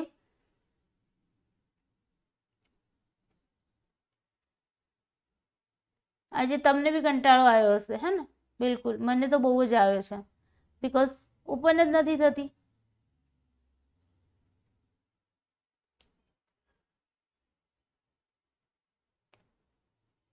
યસ, ચાલો. ક્વેશ્ચન નંબર 47 છે. ખ્યાલો કે જે વિશેષ ગુણોના નિશ્ચિત જૂથ પર જેનો આધાર નથી અને જેની ચોખ્ખી ચટ સ્પષ્ટતા સીમાંકન નથી, તેને ખાલી જગ્યા તરીકે ઓળખવામાં આવે છે. ખ્યાલો કે વિશેષ ગુણોના નિશ્ચિત જૂથ પર જેનો આધાર નથી અને જેની ચોખ્ખી ચટ સ્પષ્ટતા સીમાંકન પણ નથી, તો તેને આપણે શું કહીશું? સ્વાભાવિક ખ્યાલો કહીશું, તાર્કિક ખ્યાલો, સંયોજક ખ્યાલો કે પછી કક્ષાગત ખ્યાલો કહીશું. તો કરેક્ટ આન્સર અહીંયા તમારો શું આવશે? સ્વાભાવિક ખ્યાલો કહીશું, નેચરલ કોન્સેપ્ટ કહીશું. ક્વેશ્ચન નંબર 48 જોઈએ. ક્વેશ્ચન નંબર 48 છે સર્જનાત્મક વિચારણા ખાલી જગ્યા છે. ભાઈ, સર્જનાત્મક ક્રિએટિવ થિંકિંગ શું છે? આગમનાત્મક વિચારણા, ઇન્ડક્ટિવ થિંકિંગ, સહકેન્દ્રીકરણ વિચારણા, કન્વર્જન્સ થિંકિંગ, મૂલ્યાંકનાત્મક વિચારણા, ઇવેલ્યુએટિવ થિંકિંગ કે પછી તરંગી વિચારણા, ફેન્ટેસ્ટી થિંકિંગ. ક્રિએટિવ થિંકિંગ શું કહેવાશે? યસ, તો કરેક્ટ આન્સર કન્વર્જન્ટ થિંકિંગ કહેવાશે. શું કહેવાશે? કન્વર્જન્ટ થિંકિંગ કહેવાશે. ઓકે, ચલો. Question number 49. ફાઇનલી 50 ક્વેશ્ચન સુધી પહોંચવા આવ્યા છીએ, કારણ કે આજે તો આપણને લેપટોપે પણ સપોર્ટ નથી કર્યું, હે ને? યસ, તો પણ આપણે ટ્રાય કર્યો છે કે ટાઈમ તો જો કે ઘણો બગડ્યો છે મારો, બટ તો પણ ટ્રાય કર્યો કે તમારા માટે થઈને થોડો ટાઈમ વધારે લીધો. ઓકે, ચાલો. 49. પ્રયોગપાત્રના પ્રમાણિત અંકોના વિસ્તારના કાર્યમાં અસંબંધિત અવાજો સાંભળવાથી આંકના વિસ્તારમાં ક્રમિક ઘટાડો થાય છે. ભાઈ, પ્રયોગપાત્રના જે પ્રમાણિત અંકોનો જે વિસ્તાર છે એ વિસ્તારના કાર્યમાં અસંબંધિત જે અવાજો છે એ સાંભળવાથી આંકના વિસ્તારમાં શું થાય છે? ક્રમિક ઘટાડો થાય છે. એનું કારણ શું છે? ધ્યાનની ઉણપ છે, ઉચ્ચારણનું દમન છે, પૃષ્ઠોન્મુખ અવરોધ છે કે અગ્રોન્મુખ અવરોધ છે? કયો અવરોધ અહીંયા તમને મળશે? યસ, તો ઉચ્ચારણનું દમન જે છે, ઉચ્ચારણનું શું થાય છે? દમન થાય છે. એના કારણે આંકના વિસ્તારમાં શું થયો છે? ક્રમિક ઘટાડો થયો છે. એના પછી ફાઇનલી 50 નંબરનો ક્વેશ્ચન છે. ઓકે, મિલરના મત મુજબ જાદુઈ નંબર એટલે ખાલી જગ્યા. ચાલો, મિલરના મત મુજબ જાદુઈ નંબર ઓકે, રિપીટેડ ક્વેશ્ચન. આ ક્વેશ્ચન આવે તો જોડકામાં આવે તો અહીંયા તમને સ્પેસિફિકલી ક્વેશ્ચન પૂછવામાં આવે છે ને, તો 7 + 2 7 + -2, ઓકે, 6 + -2 અને 9 + -2 અને 5 + -2. તો કયો આન્સર આવશે? Yes, very good. 7 + -2 જે છે મિલરે આપ્યું હતું અને આ ક્વેશ્ચન તમારો અગાઉ પણ જોડકામાં પણ પૂછાયો હતો. ઓકે, તો ફાઇનલી 50 ક્વેશ્ચન થઈ ગયા છે. ટ્રાય કરી જોઈએ, જો ઓપન થઈ જાય છે બરાબર પાર્ટ 2 તો આપણે એને પણ કમ્પ્લીટ કરી લઈએ. તો જો કે આપણી એક્ઝામ હવે પરમ દિવસે છે તો થોડું તમને એમાંથી જાણવા મળશે, કારણ કે તમે જોઈ શકો છો કે રિપીટેડ ક્વેશ્ચન તમને જોવા મળ્યા છે અત્યાર સુધી, હે ને. તો જોઈએ, ટ્રાય કરીએ, જો પીડીએફ ઓપન થાય તો પછી ટ્રાય કરી લઈએ છે બરાબર. બાકી તમે ડબલની સ્પીડમાં ભગાવીને પણ જોઈ લેજો વિડીયોને, જેથી કરીને તમારો ટાઈમ ન બગડે. ચાલો 1 મિનિટનો બ્રેક લઈ લઈશું. યસ,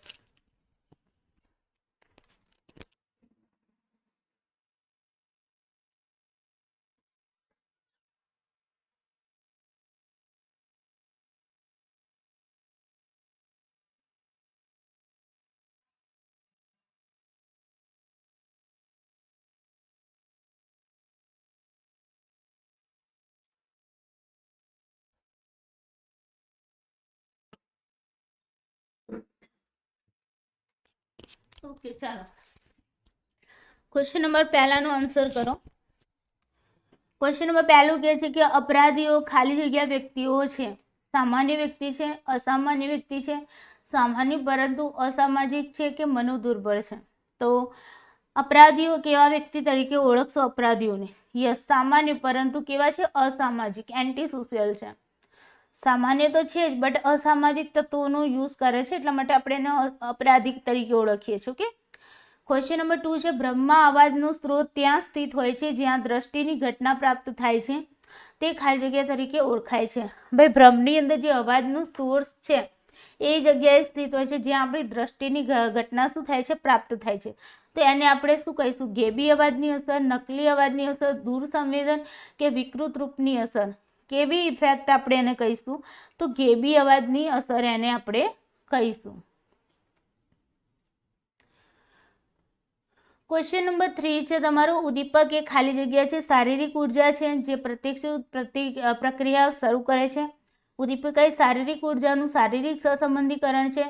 ઉદ્દીપક એ સાંવેદનિક ચેતાકોષો સાથે એકબીજા સાથે સંદેશવહન છે.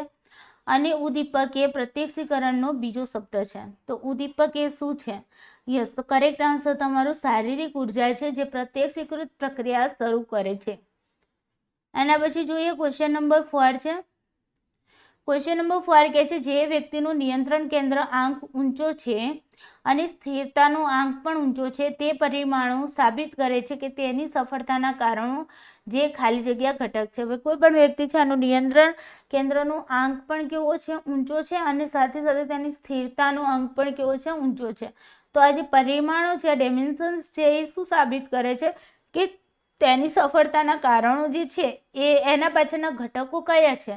તો પ્રયત્ન, કાર્યસામ્યતા, ક્ષમતા કે સારું નસીબ. શું કહેશો એને તમે? યસ, તો અહીંયા ક્ષમતા, એબિલિટી કહીશું એને. ઓકે, નેક્સ્ટ ક્વેશ્ચન જોઈએ. ક્વેશ્ચન નંબર 5 છે.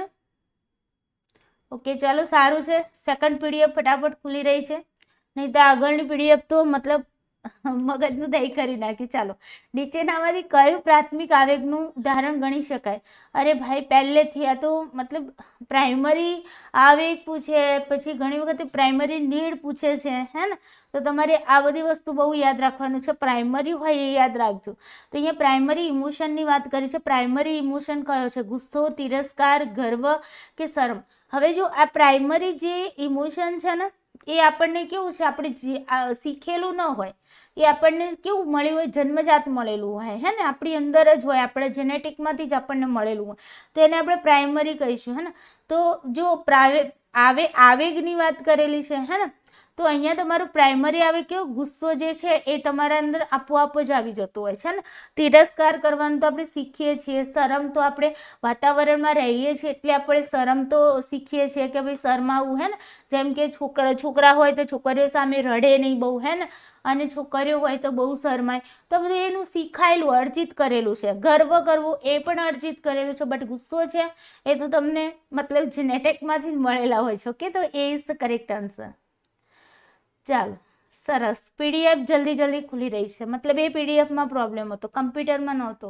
ચાલો, શૂન્ય સંક્રમણ એ ખાલી જગ્યા પણ કહેવાય છે. ઝીરો ટ્રાન્સફર કોને કહીશું? ઔપચારિક સંક્રમણ, અનૌપચારિક સંક્રમણ, તટસ્થ સંક્રમણ કે બંને? શૂન્ય સંક્રમણ એટલે ઝીરો ટ્રાન્સફર. શું કહીશું ઝીરો ટ્રાન્સફરને? યસ, તો કરેક્ટ આન્સર તમારો થશે તટસ્થ સંક્રમણ. ઝીરો મતલબ તટસ્થ, ન્યુટ્રલ, નહીં ફોર્મલ, નહીં ઇનફોર્મલ, નહીં હાઈ, નહીં લો, હે ને. યસ. એના પછી છે તમારું ક્વેશ્ચન નંબર 7 છે કે અંતઃસ્ત્રાવી ગ્રંથિઓ અંતઃસ્ત્રાવી તરીકે ઓળખાય છે કારણ કે તેઓ રસસ્રાવને ખાલી જગ્યા બહાર કાઢે છે. કોના દ્વારા બહાર કાઢે છે? ભાઈ, અંતઃસ્ત્રાવી જે ગ્રંથિઓ છે, એન્ડોક્રાઇન ગ્લેન્ડ છે, એને આપણે શું કહીએ છીએ? ડુક્લેસ ગ્લેન્ડ તરીકે ઓળખવામાં આવે છે. તો કેમ એને ઓળખવામાં આવે છે? એ જે હોર્મોન્સ છે એ કોના થ્રુ કાઢે છે બહાર? તો જનીન તત્વો દ્વારા બહાર કાઢે છે, સીધા લોહી મારફતે બહાર કાઢે છે, કે પછી રંગસૂત્રો દ્વારા કાઢે છે, કે નળી દ્વારા કાઢે છે? તો કરેક્ટ આન્સર આવશે તમારો બી, સીધા લોહી મારફતે તે શું કરે છે? જે હોર્મોન્સ છે એને બહાર કાઢે છે. એના પછી જોઈએ ક્વેશ્ચન નંબર તમારો 8. ક્વેશ્ચન નંબર 8 કે છે સૂતેલા પ્રાણીમાં કયો ભાગ ઇન્દ્રિયના કાર્યમાં પરિવર્તન તરફ લઈ જાય છે? સૂતેલું જે પ્રાણી છે એનો કયો ભાગ એવો છે કે ઇન્દ્રિયના કાર્યમાં પરિવર્તન તરફ લઈ જાય છે? DRAS, પછી પોન્સ, મેડુલા કે ARAS? તો અહીંયા કરેક્ટ આન્સર તમારો આવશે ARAS is the correct answer. Next question છે તમારો ક્વેશ્ચન નંબર 9 છે વાક્ય તપાસણીનું કાર્ય એ ટેકનિક છે. વાક્ય નહીં બટ વાક્ય તપાસણીનું કાર્ય એ ટેકનિક છે જે ખાલી જગ્યાના અભ્યાસ માટે ઉપયોગમાં લેવાય છે. આપણી જે સેન્ટેન્સ વેરિફિકેશન ટાસ્ક જે છે એ કેવી ટેકનિક છે જેને સ્ટડીની અંદર ઉપયોગમાં, કેવા સ્ટડીની અંદર યુઝ કરીએ છીએ? આપણે સિમેન્ટિક મેમરીના સ્ટડીમાં યુઝ કરીએ છીએ, એપિસોડિક મેમરીના સ્ટડીમાં યુઝ કરીએ છીએ, પ્રોસિજરલ મેમરીની અંદર યુઝ કરો છો કે પછી સ્કિલ મેમરીના સ્ટડીની અંદર યુઝ કરો છો? કયા પ્રકારની સ્ટડીમાં તમે યુઝ કરો છો? તો કરેક્ટ આન્સર આવશે સિમેન્ટિક મેમરીની અંદર આપણે યુઝ કરીએ છીએ સેન્ટેન્સ વેરિફિકેશન ટાસ્કની. ઓકે, તો first is the correct answer. Question number 10 છે બુદ્ધિનો ટ્રાઇચિક સિદ્ધાંત એ ખાલી જગ્યા આપ્યો હતો. ટ્રાઇચિક, હે ને. ટ્રાઇચિક મતલબ ત્રી કહેવાય. ટ્રાયનો મતલબ થાય ત્રી, હે ને. અને આપણે કહીએ ને કે ભાઈ શું કહેવાય?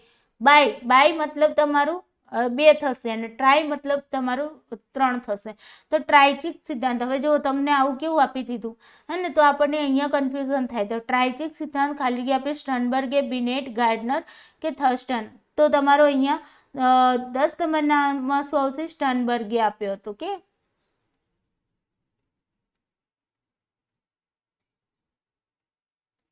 ચલો, ક્વેશ્ચન નંબર 11 સાંવેગિક બુદ્ધિનો ખ્યાલ પ્રથમ ખાલી જગ્યા આપ્યો હતો. ભાઈ, ઇમોશનલ ઇન્ટેલિજન્સનો જે ખ્યાલ છે કોણે આપ્યો હતો? સેલોવે અને મેયોર, સ્પીયરમેન, લુઈસ થર્સ્ટન કે જ્હોન મેકાર્થી? ઇમોશનલ ઇન્ટેલિજન્સનો જે ખ્યાલ છે સૌથી પહેલાં કોણે આપ્યો હતો મિત્રો? તો સેલોવે અને મેયોરે આપેલો હતો. તો ખાસ આપણે યાદ રાખીશું, એ ઇમ્પોર્ટન્ટ ક્વેશ્ચન છે. ક્વેશ્ચન નંબર 12 જુઓ. ક્વેશ્ચન નંબર 12 કહે છે સહસંબંધ નીચેનામાંથી કઈ એક બાબત દર્શાવે છે? ભાઈ, જે આપણે કોરિલેશન જે છે એ કઈ બાબત દર્શાવે છે? કે 2 વેરિયેબલનું ટી મૂલ્ય દર્શાવે છે, 2 વેરિયેબલનું કેવો ક્રાંતિક ગુણાકાર, ઓકે, CR જેને આપણે કહીએ છીએ CR વેલ્યુ, તો ક્રિટિકલ રેશિયો જેને કહેવામાં આવે છે એ દર્શાવે છે, કે પછી 2 પરિવર્તીઓનો સંબંધ દર્શાવે છે, કે 2 પરિવર્તીઓનું માપન? કોરિલેશન શું બતાવે છે મિત્રો? યસ, વેરી ઇઝી છે ને. 2 પરિવર્તીઓ વચ્ચેનો સંબંધ બતાવે છે, રિલેશન બતાવે છે, 2 વેરિયેબલ વચ્ચે શું રિલેશન છે, હે ને, એ આપણને કોરિલેશન બતાવે છે. તો અહીંયા C is the correct answer. Question number 13 છે નીચેનામાંથી કઈ એક વ્યક્તિત્વ કસોટી અવયવ પૃથ્થકરણના આધારે રચાયેલી છે? ભાઈ એવી કઈ પર્સનાલિટી ટેસ્ટ જે છે એ તમારી ફેક્ટર એનાલિસિસના બેઝ ઉપર શું કરેલી છે? રચાયેલી છે. તો બર્નરોઇટ વ્યક્તિત્વ કસોટી, આઇઝેક વ્યક્તિત્વ કસોટી, મિનેસોટા બહુવ્યક્તિત્વ કસોટી કે પછી વ્યક્તિ સંશોધન પત્રક એટલે કે પર્સનાલિટી રિસર્ચ ફોર્મ. તો કઈ કસોટી જે છે જે તમારી તેના આધારે ફેક્ટર એનાલિસિસના આધારે રચાયેલી છે? તો કરેક્ટ આન્સર શું આવશે? વ્યક્તિત્વ સંશોધન પત્રક. પર્સનાલિટી રિસર્ચ ફોર્મ જે છે એ તમારી ફેક્ટર એનાલિસિસના બેઝ ઉપર રચાયેલી છે. ચાલો, જોડકા આવ્યા છે અને આપણે નાનું કરી દઈએ જેથી કરીને આપણે ઓપ્શન પણ જોવા મળે, હે ને? ઓકે, ચાલો હજુ એ ઓપ્શન જોવા નહીં મળે. યસ, મળી જશે. ચાલો, તો અહીંયા તમને કોન્સેપ્ટ આપેલું છે અને અહીંયા તમને મનોવૈજ્ઞાનિકોના નામો આપેલા છે. ઓકે, તો અહીંયા તમે જોઈ શકો. અચ્છા, મનોવૈજ્ઞાનિકા નામો જ છે. ઓકે, અને ઓકે, તો અહીંયા તમને આપે છે સ્વઅવકાશ, અસ્તિત્વવાદ, દબાણ, ગત્યાત્મક કાર્ય, રોલોમે, લેવિન, કેટલ અને મરે. તો અહીંયા તમારો કરેક્ટ આન્સર મિત્રો શું આવશે? જોડકા જોડો. તો અહીંયા જુઓ તમે સ્વઅવકાશ, સ્વઅવકાશની અંદર લાઇટ સ્પેસની અંદર કોનું નામ આવશે? તો લેવિનનું નામ આવશે. ઓકે, તો બીની એની અંદર 2 નંબર છે, એ ક્યાં છે? અહીંયા પણ છે ને અહીંયા પણ છે, હે ને? યસ. એના પછી જોઈએ આપણે અસ્તિત્વવાદની વાત કરીએ તો અસ્તિત્વવાદની વાત કોણે કરી હતી? ભાઈ રોલોમે કરી હતી. તો ફર્સ્ટ નંબર ક્યાં છે બીમાં? તો અહીંયા છે. તો B is the correct answer. સીની અંદર દબાણ, દબાણની વાત મરે કરી હતી. ગત્યાત્મક કાર્ય કેટલે આપ્યું હતું. ઓકે, ડાયનેમિક લેટિક જે છે. ઓકે, તો અહીંયા તમારો કરેક્ટ આન્સર શું આવશે? B is the correct answer. Next question જોઈએ આપણે. ક્વેશ્ચન નંબર તમારો 15 છે. યસ, ક્વેશ્ચન નંબર 15 કહે છે કે એક અભ્યાસમાં વસ્તીને પેટા વિભાગમાં ચોક્કસ માપદંડ દ્વારા વહેંચવામાં આવે છે. એક વસ્તી છે એને પેટા વિભાગમાં ચોક્કસ માપદંડ દ્વારા શું કરવામાં આવે છે? વહેંચવામાં આવે છે, જેમ કે ઉંમરના આધારે, અને ત્યારબાદ પેટા વિભાગમાં સરખામણી કરવામાં આવે તેને ખાલી જગ્યા કહેવાય. Time series design, correlational study, longitudinal study કે ક્રોસ સેક્શનલ સ્ટડી. ભાઈ એક વસ્તી છે એને વસ્તી છે એને આપણે પહેલાં શું કરીએ છીએ? પેટા વિભાગોમાં વેચી દઈએ છીએ, જેમ કે. ઓકે, અને એમાં ચોક્કસ માપદંડોના આધારે આપણે એમને વેચી દીધી અને એના પછી આપણે શું કરીએ છીએ? એમની પેટા વિભાગમાં સરખામણી કરવામાં, બંને વચ્ચે સરખામણી કરવામાં આવે છે, બરાબર? તો એને આપણે શું કહીશું? યસ, તો કરેક્ટ આન્સર તમારો અહીંયા શું આવશે? આંતર વિભાગીય અભ્યાસ, મતલબ ક્રોસ સેક્શનલ સ્ટડી. આપણે ક્રોસ સેક્શનલમાં એવી રીતે વાત કરી હતી ને કે ભાઈ અલગ અલગ ગ્રુપ હોય એમને લઈ અને આપણે એને શું કરીએ છીએ? એક જ સમયે આપણે એમનું સ્ટડી કરી લઈએ છીએ અને આપણે એમાં જોઈએ છીએ કે બંને વચ્ચે જે વિકાસ જે છે એ કેટલો થયો છે, હે ને? તો આપણે આ રીતે સરખામણી કરી અને આપણે જે કરીએ છીએ એને આપણે ક્રોસ સેક્શનલ સ્ટડી કહીશું. લોંગિટ્યુડિનલમાં શું થશે કે એક જ ગ્રુપ છે તો એને લાંબા સમય સુધી કરીશું ને. કોરિલેશનલમાં શું કરશું? સહસંબંધ જોઈશું, રિલેશન, બંને વચ્ચે રિલેશન શું છે એ ચેક કરીશું, હે ને? એ રીતે ટાઈમ સિરીઝમાં ટાઈમના આધારે આપણે ચેક કરીએ છીએ. ચાલો, ક્વેશ્ચન નંબર 16 છે તમારો કે સામાન્ય રીતે કહીએ તો લાંબી વ્યક્તિનું વજન વધુ હોય છે. ભાઈ લાંબી વ્યક્તિ હોય એનું વજન વધુ હોય છે. નીચેનામાંથી ઊંચાઈ અને વજનના સહસંબંધાત્મક ગુણાંક માટે કઈ યોગ્ય ગણતરીની સંભાવિતતા છે?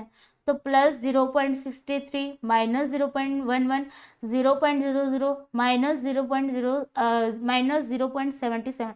પહેલાં તો જો લાંબી વ્યક્તિ છે, જેટલી વ્યક્તિ લાંબી છે એટલું એનું વજન વધારે છે, તો આ કેવા પ્રકારનું કોરિલેશન થયું? પહેલું તો એ જુઓ, હે ને? યસ, તો આ પોઝિટિવ થઈ ગયું. પોઝિટિવ કે કોરિલેશન છે, હે ને?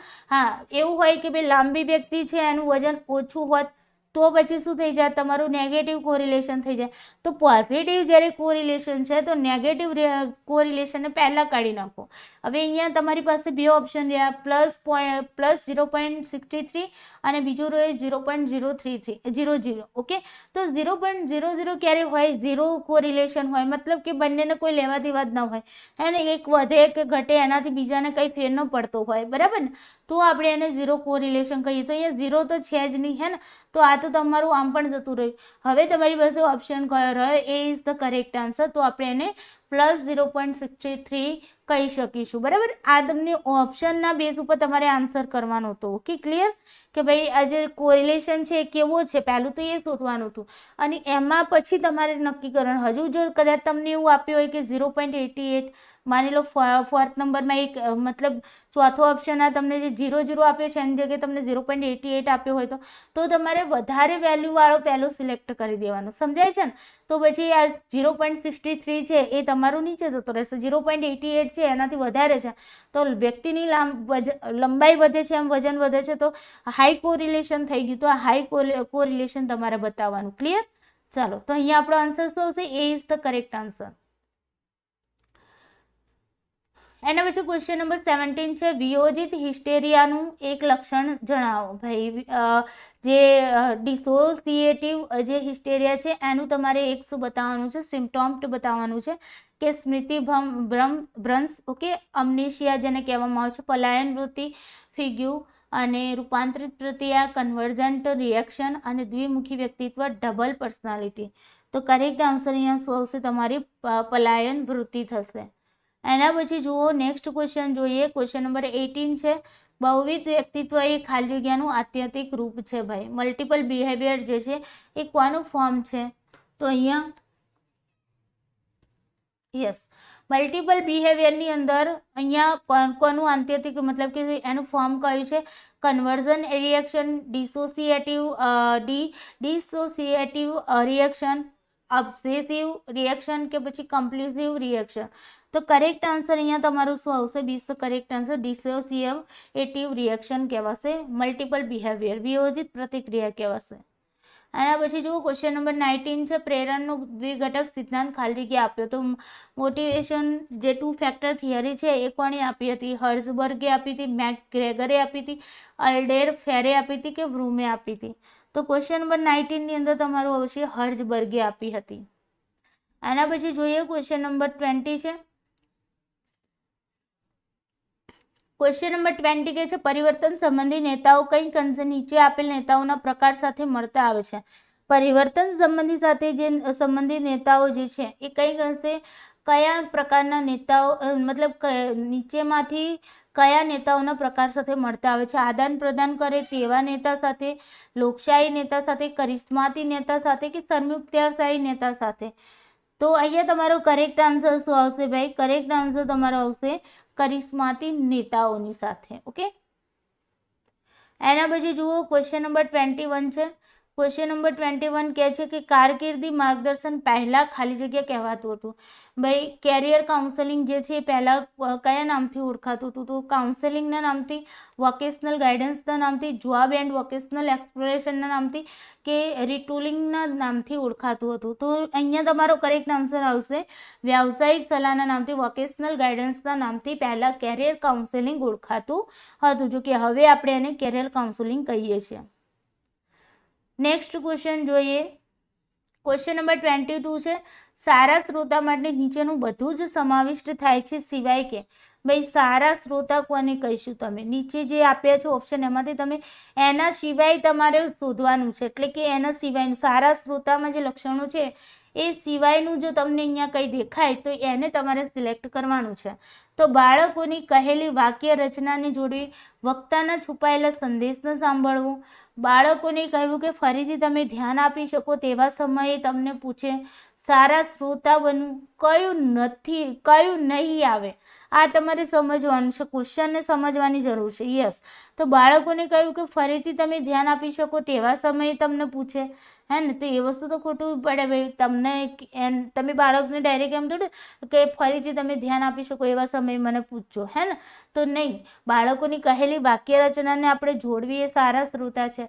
વક્તાના છુપાયેલા સંદેશને પણ આપણે સાંભળી શકીએ, સારા શ્રોતાનું લક્ષણ છે.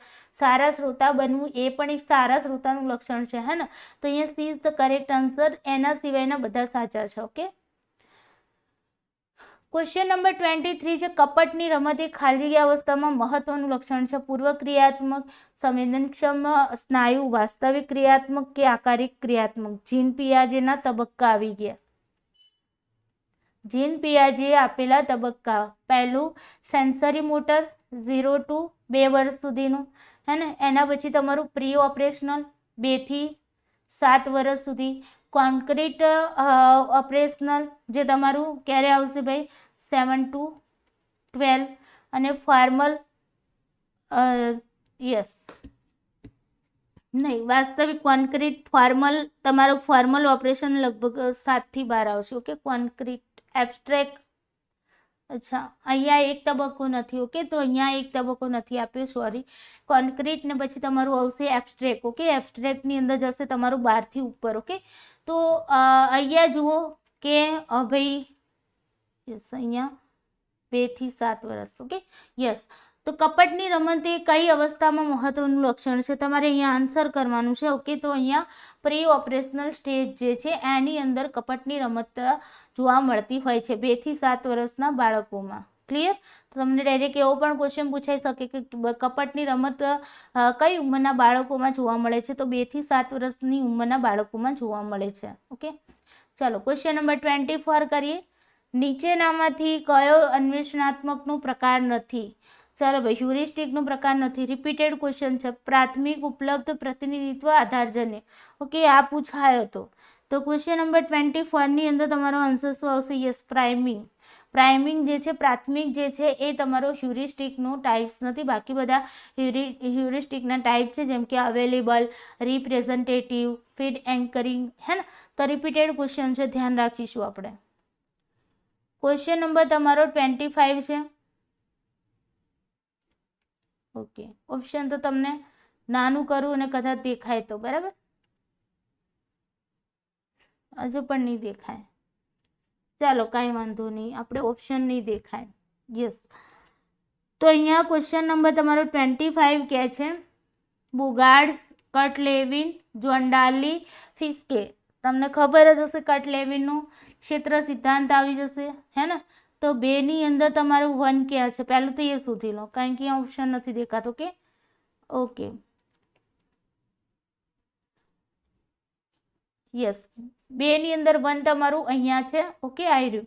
તો C is the correct answer તમારો આવે છે. પહેલામાં જશે બોગાર્ડ્સની અંદર જશે સામાજિક અંતરનો ખ્યાલ આવી જશે. ઓકે, એના પછી છે જોન્ડાર્લી. તો જોન્ડાર્લી અને ફિસ્કે, અહીંયા તમારો જોન્ડાર્લી અને ફિસ્કે તો 3 માં 2 અને 4 માં 4. ઓકે, 3 માં 2. જોન્ડાર્લી તમારો સમાજ તરફી વર્તન સંબંધી અને ફિસ્કે સ્કેચમાંની સામાજિક જ્ઞાન પર અસર. તો ફિસ્કે સ્કેચ આ રીતે યાદ રાખી લેશો. યસ, ફિસ્કે સ્કેચ અને જોન્ડાર્લી તો સમાજ તરફી વર્તન. ઓકે, ડાર્લી સમાજ તરફી વર્તન, આ રીતે યાદ રાખજો. તો અથવા તો તમે કટ-લેવિનનું ક્ષેત્ર સિદ્ધાંત તમે શોધી લેશો તો પણ તમારો આન્સર સાચો પડી જશે. ઓકે, ચાલો, તો yes, C is the correct answer. એના પછી નેક્સ્ટ ક્વેશ્ચન જોઈએ. ક્વેશ્ચન નંબર 26 છે. મનોવિજ્ઞાનના ઉંબરાનો ખ્યાલ ખાલી જગ્યાએ પ્રતિપાદિત કર્યો હતો. જે સાયકોલોજીનો જે ફર્સ્ટ થ્રેશોલ્ડનો જે કોન્સેપ્ટ છે એ સૌથી પહેલાં કોણે પ્રતિપાદિત કર્યો હતો? જ્હોન હર્બર્ટ, જ્હોન લોક, એલેક્ઝાન્ડર બેઇન અને જ્હોન સ્ટુઅર્ટ મિલ. તો કરેક્ટ આન્સર તમારો શું આવશે? યસ, જ્હોન સ્ટુઅર્ટ મિલે જે થ્રેશોલ્ડનો કોન્સેપ્ટ છે સાયકોલોજીની અંદર એ આપ્યો હતો. ક્વેશ્ચન નંબર 27 છે. નીચેનામાંથી શેને આવેગનો પાયો કહી શકાય? કોને આપણે ઇમોશન્સનો પાયો કહી શકીએ છીએ? ઓકે, સીટ ઓફ ઇમોશન્સ કહી શકાય. લિમ્બિક સિસ્ટમને, હાઇપોથેલેમસને, થેલેમસને કે એમિગડાલાને? ચાલો, તો કરેક્ટ આન્સર તમારો અહીંયા શું આવશે? Hypothalamus is the correct answer. એના પછી જોઈએ ક્વેશ્ચન નંબર 28 છે. એવા મનોવૈજ્ઞાનિકનું નામ આપો જેણે પરોક્ષ રીતે આયોજિત શિક્ષણની રચના કરી હોય. એવા તમારે સાયકોલોજિસ્ટનું નામ આપવાનું છે જે ઇનડાયરેક્ટલી એમણે શું કર્યું હોય? શિક્ષણની રચના કરી હોય, બરાબર. લર્નિંગ પ્રોગ્રામ જે છે, હે ને, એને આયોજિત કર્યું હોય, ફોર્મ્યુલેટ કર્યું હોય. તો પાવલો, થોર્નડાઇક, કોલર કે ગથરી? તો અહીંયા તમારો કરેક્ટ આન્સર શું આવશે? યસ, થોર્નડાઇક. નેક્સ્ટ ક્વેશ્ચન જોઈએ. ક્વેશ્ચન નંબર 29 છે. ક્વેશ્ચન નંબર 29 કે છે સ્કિનરના મત પ્રમાણે સામાન્યીકરણ એટલે શું? સ્થાનાંતર કરવું, અનુમાન, તર્ક વિસંગત કે સાહચર્ય? જનરલાઇઝેશન શું છે સ્કિનરના મતે? તો કરેક્ટ આન્સર તમારો આવશે અનુમાન. ઇન્ડક્શન છે. સામાન્યકરણ મતલબ શું છે? ઇન્ડક્શન છે. જનરલાઇઝેશન મતલબ. ક્વેશ્ચન નંબર 30 છે, પ્રાચીન પ્રાણીઓમાં લિમ્બિક તંત્રનું મુખ્ય કાર્ય ખાલી જગ્યા છે. ભાઈ પ્રાચીન જે પ્રાણીઓ હતા, પ્રિમિટિવ એનિમલ હતા, એની અંદર જે લિમ્બિક સિસ્ટમ હતું એ લિમ્બિક સિસ્ટમનું જે મેન ફંક્શન શું હતું? શ્રવણ, ઘ્રાણ, દ્રષ્ટિ કે સ્પર્શ? તો અહીંયા કરેક્ટ આન્સર તમારો શું આવશે? ઘ્રાણ, ઓલ્ફેક્ટરી. ઓકે. એના પછી છે તમારું ક્વેશ્ચન નંબર 31. એટકિન્સન અને સિફ્રીને નોંધ્યું છે કે બંને વ્યક્તિની સ્મૃતિ અને કમ્પ્યુટર સ્મૃતિ ફરીથી એટકિન્સન અને સિફ્રીને નોંધ્યું છે કે બંને વ્યક્તિની સ્મૃતિ અને કમ્પ્યુટર સ્મૃતિ ખાલી જગ્યા 3 આધારિત કાર્યો માટે પૂર્ણતા મેળવે છે. ભાઈ એટકિન્સન અને સિફ્રીન છે એમણે એવું નોંધ્યું છે કે ભાઈ બંને વ્યક્તિની જે મેમરી છે હે ને, અને જે કમ્પ્યુટર મેમરી છે, તો એના આધારે જે 3 આધારિત કાર્યો જે છે એ કાર્યો માટે કઈ રીતે આપણે એને પૂર્ણતા મેળવીએ છીએ? તો જો encoding, learning, retention, encoding, storage, retrieval, storage, relearning, retrieval, learning અને સ્ટોરેજ. તો અહીંયા કરેક્ટ આન્સર તમારો શું આવશે? યસ, એન્કોડિંગ કરો, સ્ટોરેજ કરો અને રિટ્રાઈવલ કરો. મતલબ કે પહેલું સંકેતાંકન કરો, પછી તેને સ્ટોર કરો, સ્ટોર કર્યા પછી એને પુનઃપ્રાપ્ત કરો, એટલે કે રિટ્રાઈવલ કરો. ઓકે, તો B is the correct answer. એના પછી જુઓ ક્વેશ્ચન નંબર 32 છે. ક્વેશ્ચન નંબર 32 કહે છે કે નીચેનામાંથી ત્વરિત સ્મૃતિનો લોપ થવાનો અનુભવ જે આપણને ધમકીયુક્ત લાગે છે તે ખાલી જગ્યા કહેવાય છે. ભૂતકાળનું ચિંતન, પરાગમન, દમન કે આત્મનિરીક્ષણ? ત્વરિત જે તાત્કાલિક જે સ્મૃતિ છે એનો લોપ થઈ જાય છે ચેતનામાંથી, હે ને, તો એ અનુભવ જે આપણને ધમકીયુક્ત લાગતું હોય છે ઘણી વખતે, તો એને આપણે શું કહીશું? તો કરેક્ટ આન્સર તમારો અહીંયા શું આવશે? દમન, રિપ્રેશન કહીશું. આ રિપીટ થયો છે ક્વેશ્ચન. ઓકે. ક્વેશ્ચન નંબર 33 છે, સંદેશા વ્યવહારમાં પ્રમુખ તત્વ ખાલી જગ્યા છે. ભાઈ કમ્યુનિકેશન ની અંદર મેન ડિટર્મિનેન્ટ કોણ છે? સૂચનાની યથાર્થતા, પ્રતિપોષ, પ્રણાલી ક્ષમતા કે લક્ષ્ય વ્યક્તિ? યસ, તો આનો આન્સર તો તમને કરેક્ટ આવડવો જોઈએ. ફીડબેક જે છે એ બહુ જરૂરી હોય છે કમ્યુનિકેશન નેટવર્કની અંદર. જ્યાં સુધી તમારો ફીડબેક ન મળે ત્યાં સુધી મને ખ્યાલ ન આવે કે ભાઈ તમને કેટલું સમજાય છે કે નહીં, હે ને. તમે અંદર કમેન્ટ કરો છો, જેમ કે યુટ્યુબ ઉપર વિડીયોના અંતમાં તમે કમેન્ટ કરી અને મને જણાવો છો કે મેમ બહુ સરસ વિડીયો હતો, થેન્ક યુ સો મચ, મને આટલું શીખવા મળ્યું, હે ને. તો તમારા ફીડબેકથી મને ખબર પડે છે કે કમ્યુનિકેશન થયું છે, મેં શીખવાડ્યું છે, જે અર્થમાં શીખવાડ્યું છે એ જ અર્થમાં તમે એ વસ્તુને શીખ્યા છો, એ મને ખ્યાલ આવે. એટલા માટે જ હું ઘણી વખત કહું છું કે ભાઈ કમેન્ટ કરતા રહો તો મને ખબર પડે કે તમને ખબર પડે છે કે નહીં પડતી, હે ને. માની લો કે કોઈ કમેન્ટ એવી હોય કે જે રેકોર્ડિંગ ક્લાસ હોય એ સમયે હું તમારી કમેન્ટને ન વાંચી શકું, હે ને, તો પછીથી પણ હું એ જે કમેન્ટ છે એને તમારા જે ટેલિગ્રામ ચેનલ છે એની અંદર તમારી એ કમેન્ટનો આન્સર કરી શકું, હે ને. બટ તમે કંઈ બોલો જ નહીં તો મને શું ખબર પડે કે તમને શું પ્રોબ્લેમ છે, ને. દવાખાનામાં જઈને બેસી જઈએ, ડૉક્ટરને કંઈ કહીએ જ નહીં કે તમને શું તકલીફ થાય છે, તો ડૉક્ટરને શું ખબર પડવાની કે તમને શું તકલીફ થાય છે? એ થોડી કંઈ ભગવાન છે તો તમારા મનની વાત જાણી લેશે, હે ને. યસ, તો અહીંયા ફીડબેક બહુ જરૂરી છે. ક્વેશ્ચન નંબર તમારો 34 છે, F.S. ફ્રીમેન સૌથી વધારે કોની સાથે સંકળાયેલો છે? ફેક્ટર એનાલિસિસ સાથે, કોરિલેશન સાથે, સાયકોલોજીકલ ટેસ્ટ સાથે કે પરસેપ્શન સાથે? ફ્રીમેનની વાત ચાલે છે. ફ્રીમેનનું નામ તમે ક્યાં સાંભળ્યું છે? યસ, સાયકોલોજીકલ ટેસ્ટ જે છે ત્યાં ફ્રીમેન સૌથી વધારે એની સાથે સંકળાયેલો છે. ઓકે. ક્વેશ્ચન નંબર 35 છે તમારો, માનવતાવાદી અભિગમ વ્યક્તિત્વના માપન માટેની પદ્ધતિઓમાં ખાલી જગ્યાનો સમાવેશ કરે છે. ફરીથી આ તમારો રિપીટેડ ક્વેશ્ચન છે. સ્વખ્યાલ, સેલ્ફ કોન્સેપ્ટ, સ્વની સ્પષ્ટતાની માત્રા, સ્વખ્યાલ અને સ્વની સ્પષ્ટતાની માત્રા કે સામાજિક ઈચ્છા ક્ષમતા? માનવતાવાદી હ્યુમનિસ્ટિક એપ્રોચ જે છે એ વ્યક્તિત્વના માપન માટે, પર્સનાલિટીના એસેસમેન્ટ માટે પદ્ધતિઓમાં કોનો સમાવેશ કરે છે? કઈ પદ્ધતિનો તેઓ સમાવેશ કરે છે? યસ, તો વેરી ગુડ. સ્વખ્યાલ, સેલ્ફ કોન્સેપ્ટની એમણે વાત કરેલી છે. ઓકે. અને માનવતાવાદી અભિગમ સાથે સંકળાયેલા કોણ હતા? રોજર્સ, હે ને. કાર્લ રોજર્સ, આ નામ આપણે એક યાદ રાખીશું કે કારણ કે એ પૂછાય એવું છે. ક્વેશ્ચન નંબર 36 છે, આવૃત્તિ વિતરણમાં જો કુકુદત્તાની કિંમત 0.263 કરતાં વધારે હોય તેવા વિતરણને ખાલી જગ્યા કહેવામાં આવે છે. ભાઈ આ મેં સમજાવેલું છે હે ને, કર્ટુસીસની વાત છે. અને જેમણે પણ વિડીયો નહોતો જો મેં કહ્યું હતું બી ખરા કે યુજીસી નેટનો મેં એક જ વિડીયો બનાવ્યો તો લગભગ 5 કલાકનો એ વિડીયો હતો statistic okay, introduction of statistics.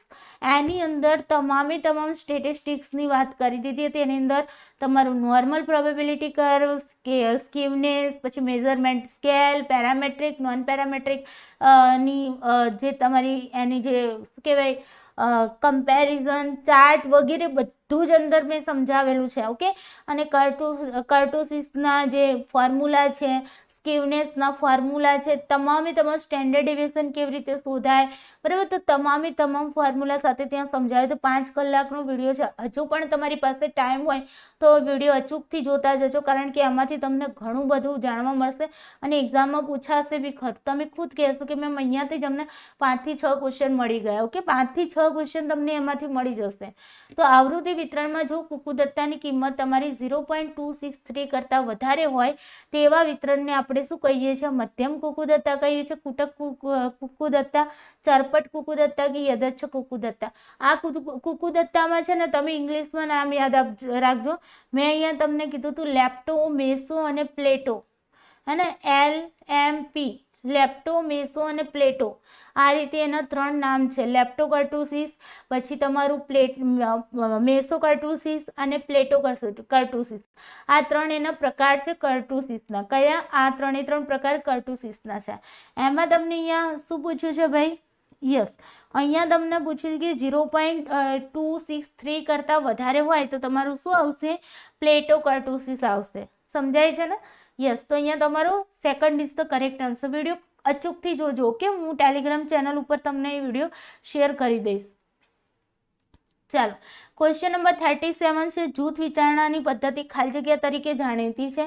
Group thinking જે ટેકનિક છે એ કઈ રીતે જાણીતી છે, કયા નામથી જાણીતી છે? બ્રેન વોશિંગ, પછી ગ્રુપ ડાયનેમિક્સ, બ્રેન સ્ટોર્મિંગ અને ગ્રુપ વર્ક. તો કયા નામથી જાણીતી છે? યસ, બ્રેન સ્ટોર્મિંગના નામથી જાણીતી છે. જ્યારે તમે જૂથ વિચારણાની પદ્ધતિ ગ્રુપ થિંકિંગ કરો છો તો એ ટેકનિક છે એ તમારી બ્રેન સ્ટોર્મિંગ તરીકે ઓળખાય છે.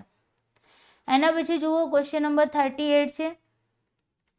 ક્વેશ્ચન નંબર 38 કે છે, સર્જનાત્મકતાના એક અગત્યના ઘટક તરીકે નીચેનામાંથી ખાલી જગ્યા વિચારણાનો સમાવેશ થાય છે. સર્જનાત્મકતાનું એક અગત્યનું ઘટક છે, એ ઘટક તરીકે કોનો સમાવેશ કઈ વિચારણાનો સમાવેશ થાય છે?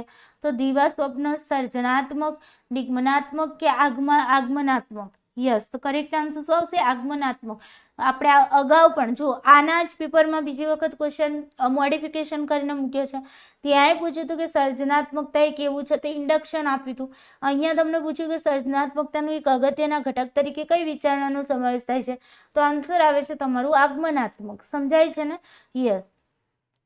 એના પછી જુઓ ક્વેશ્ચન નંબર 39, ભેગા હાજર 2 અથવા વધારે ખ્યાલ કે ઘટનાની લાક્ષણિકતાઓને ખાલી જગ્યા કહેવાય છે. જે જટિલ ખ્યાલ આના દ્વારા વિકસિત થાય છે. કોઈ પણ જટિલ ખ્યાલ છે આની અંદર આપણને ખબર છે કે કોઈ પણ જટિલ ખ્યાલ હોય ને, કોમ્પ્લેક્સ કોન્સેપ્ટ, એ ઘણા બધા કોન્સેપ્ટ ભેગા થઈ, હે ને, ઘણા બધા ઓબ્જેક્ટ્સ છે એ ભેગા થઈ અને પછી એ બનતું હોય છે કોમ્પ્લેક્સ કોન્સેપ્ટ, હે ને. 2 અથવા 2 થી વધારે ઓબ્જેક્ટ જ્યારે ભેગા થાય છે ત્યારે આપણે એને કોમ્પ્લેક્સ કોન્સેપ્ટ કહેતા હોઈએ છીએ.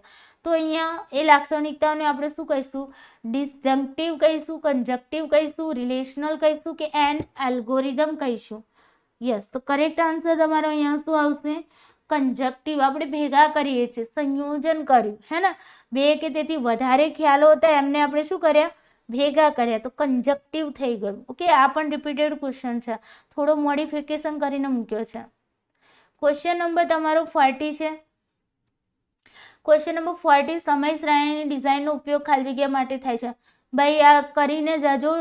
એક્સપેરિમેન્ટલ રિસર્ચના નામથી એક આપણે ક્લાસ લીધેલો છે, તો અચૂકથી કરીને જજો. એની અંદર રિસર્ચ ડિઝાઇન કરાવેલી છે બધી જ, તો એ રિસર્ચ ડિઝાઇન અચૂકથી કરીને જજો. રિસર્ચ ડિઝાઇનના એક જ પેપરમાંથી મતલબ 2 કે 3 ક્વેશ્ચન મને જોવા મળે છે, દરેક પેપરમાં જોવા મળ્યા છે.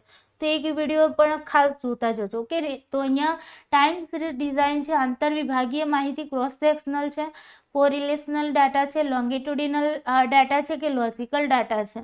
યસ, કરેક્ટ આન્સર શું આવશે? લોંગિટ્યુડિનલ ડાટા આવશે તમારું ટાઈમ સિરીઝ. ઓકે, પછી આગળ આપણે ક્રોસ સેક્શનલનું પણ જોયું હતું હે ને, જેમાં બે સમાન આપણે એને શું કર્યું હતું ભાઈ, કમ્પેરિઝન કરીએ છીએ ત્યારે આપણે ક્રોસ સેક્શનલનો યુઝ કરીએ છીએ ને.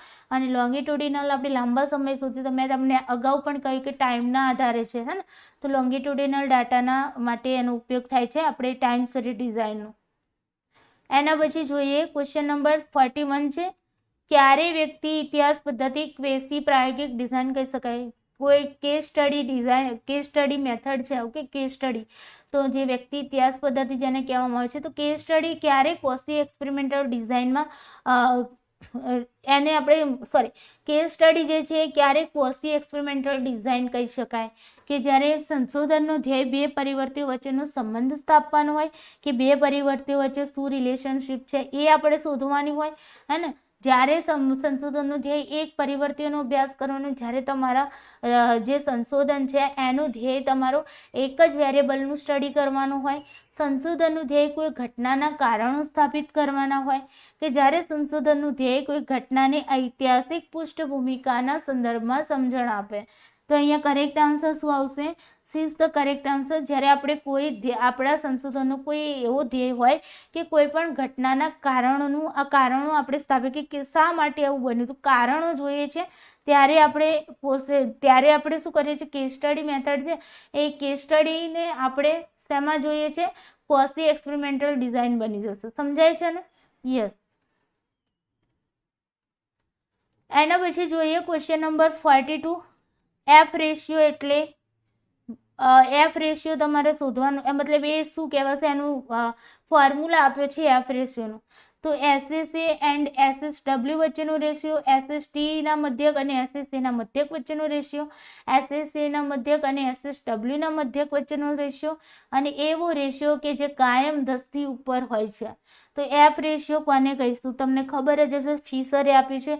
એફ રેશિયોની વાત કરીએ છીએ અહીંયા હે ને, તો એફ રેશિયોમાં આન્સર શું આવશે? યસ, એસએસએના મધ્યક અને એસએસડબલ્યુના જે મધ્યક છે એના વચ્ચેનું શું હોય છે? રેશિયો હોય છે એસએસએ ડિવાઇડેડ બાય એસએસડબલ્યુ હે ને.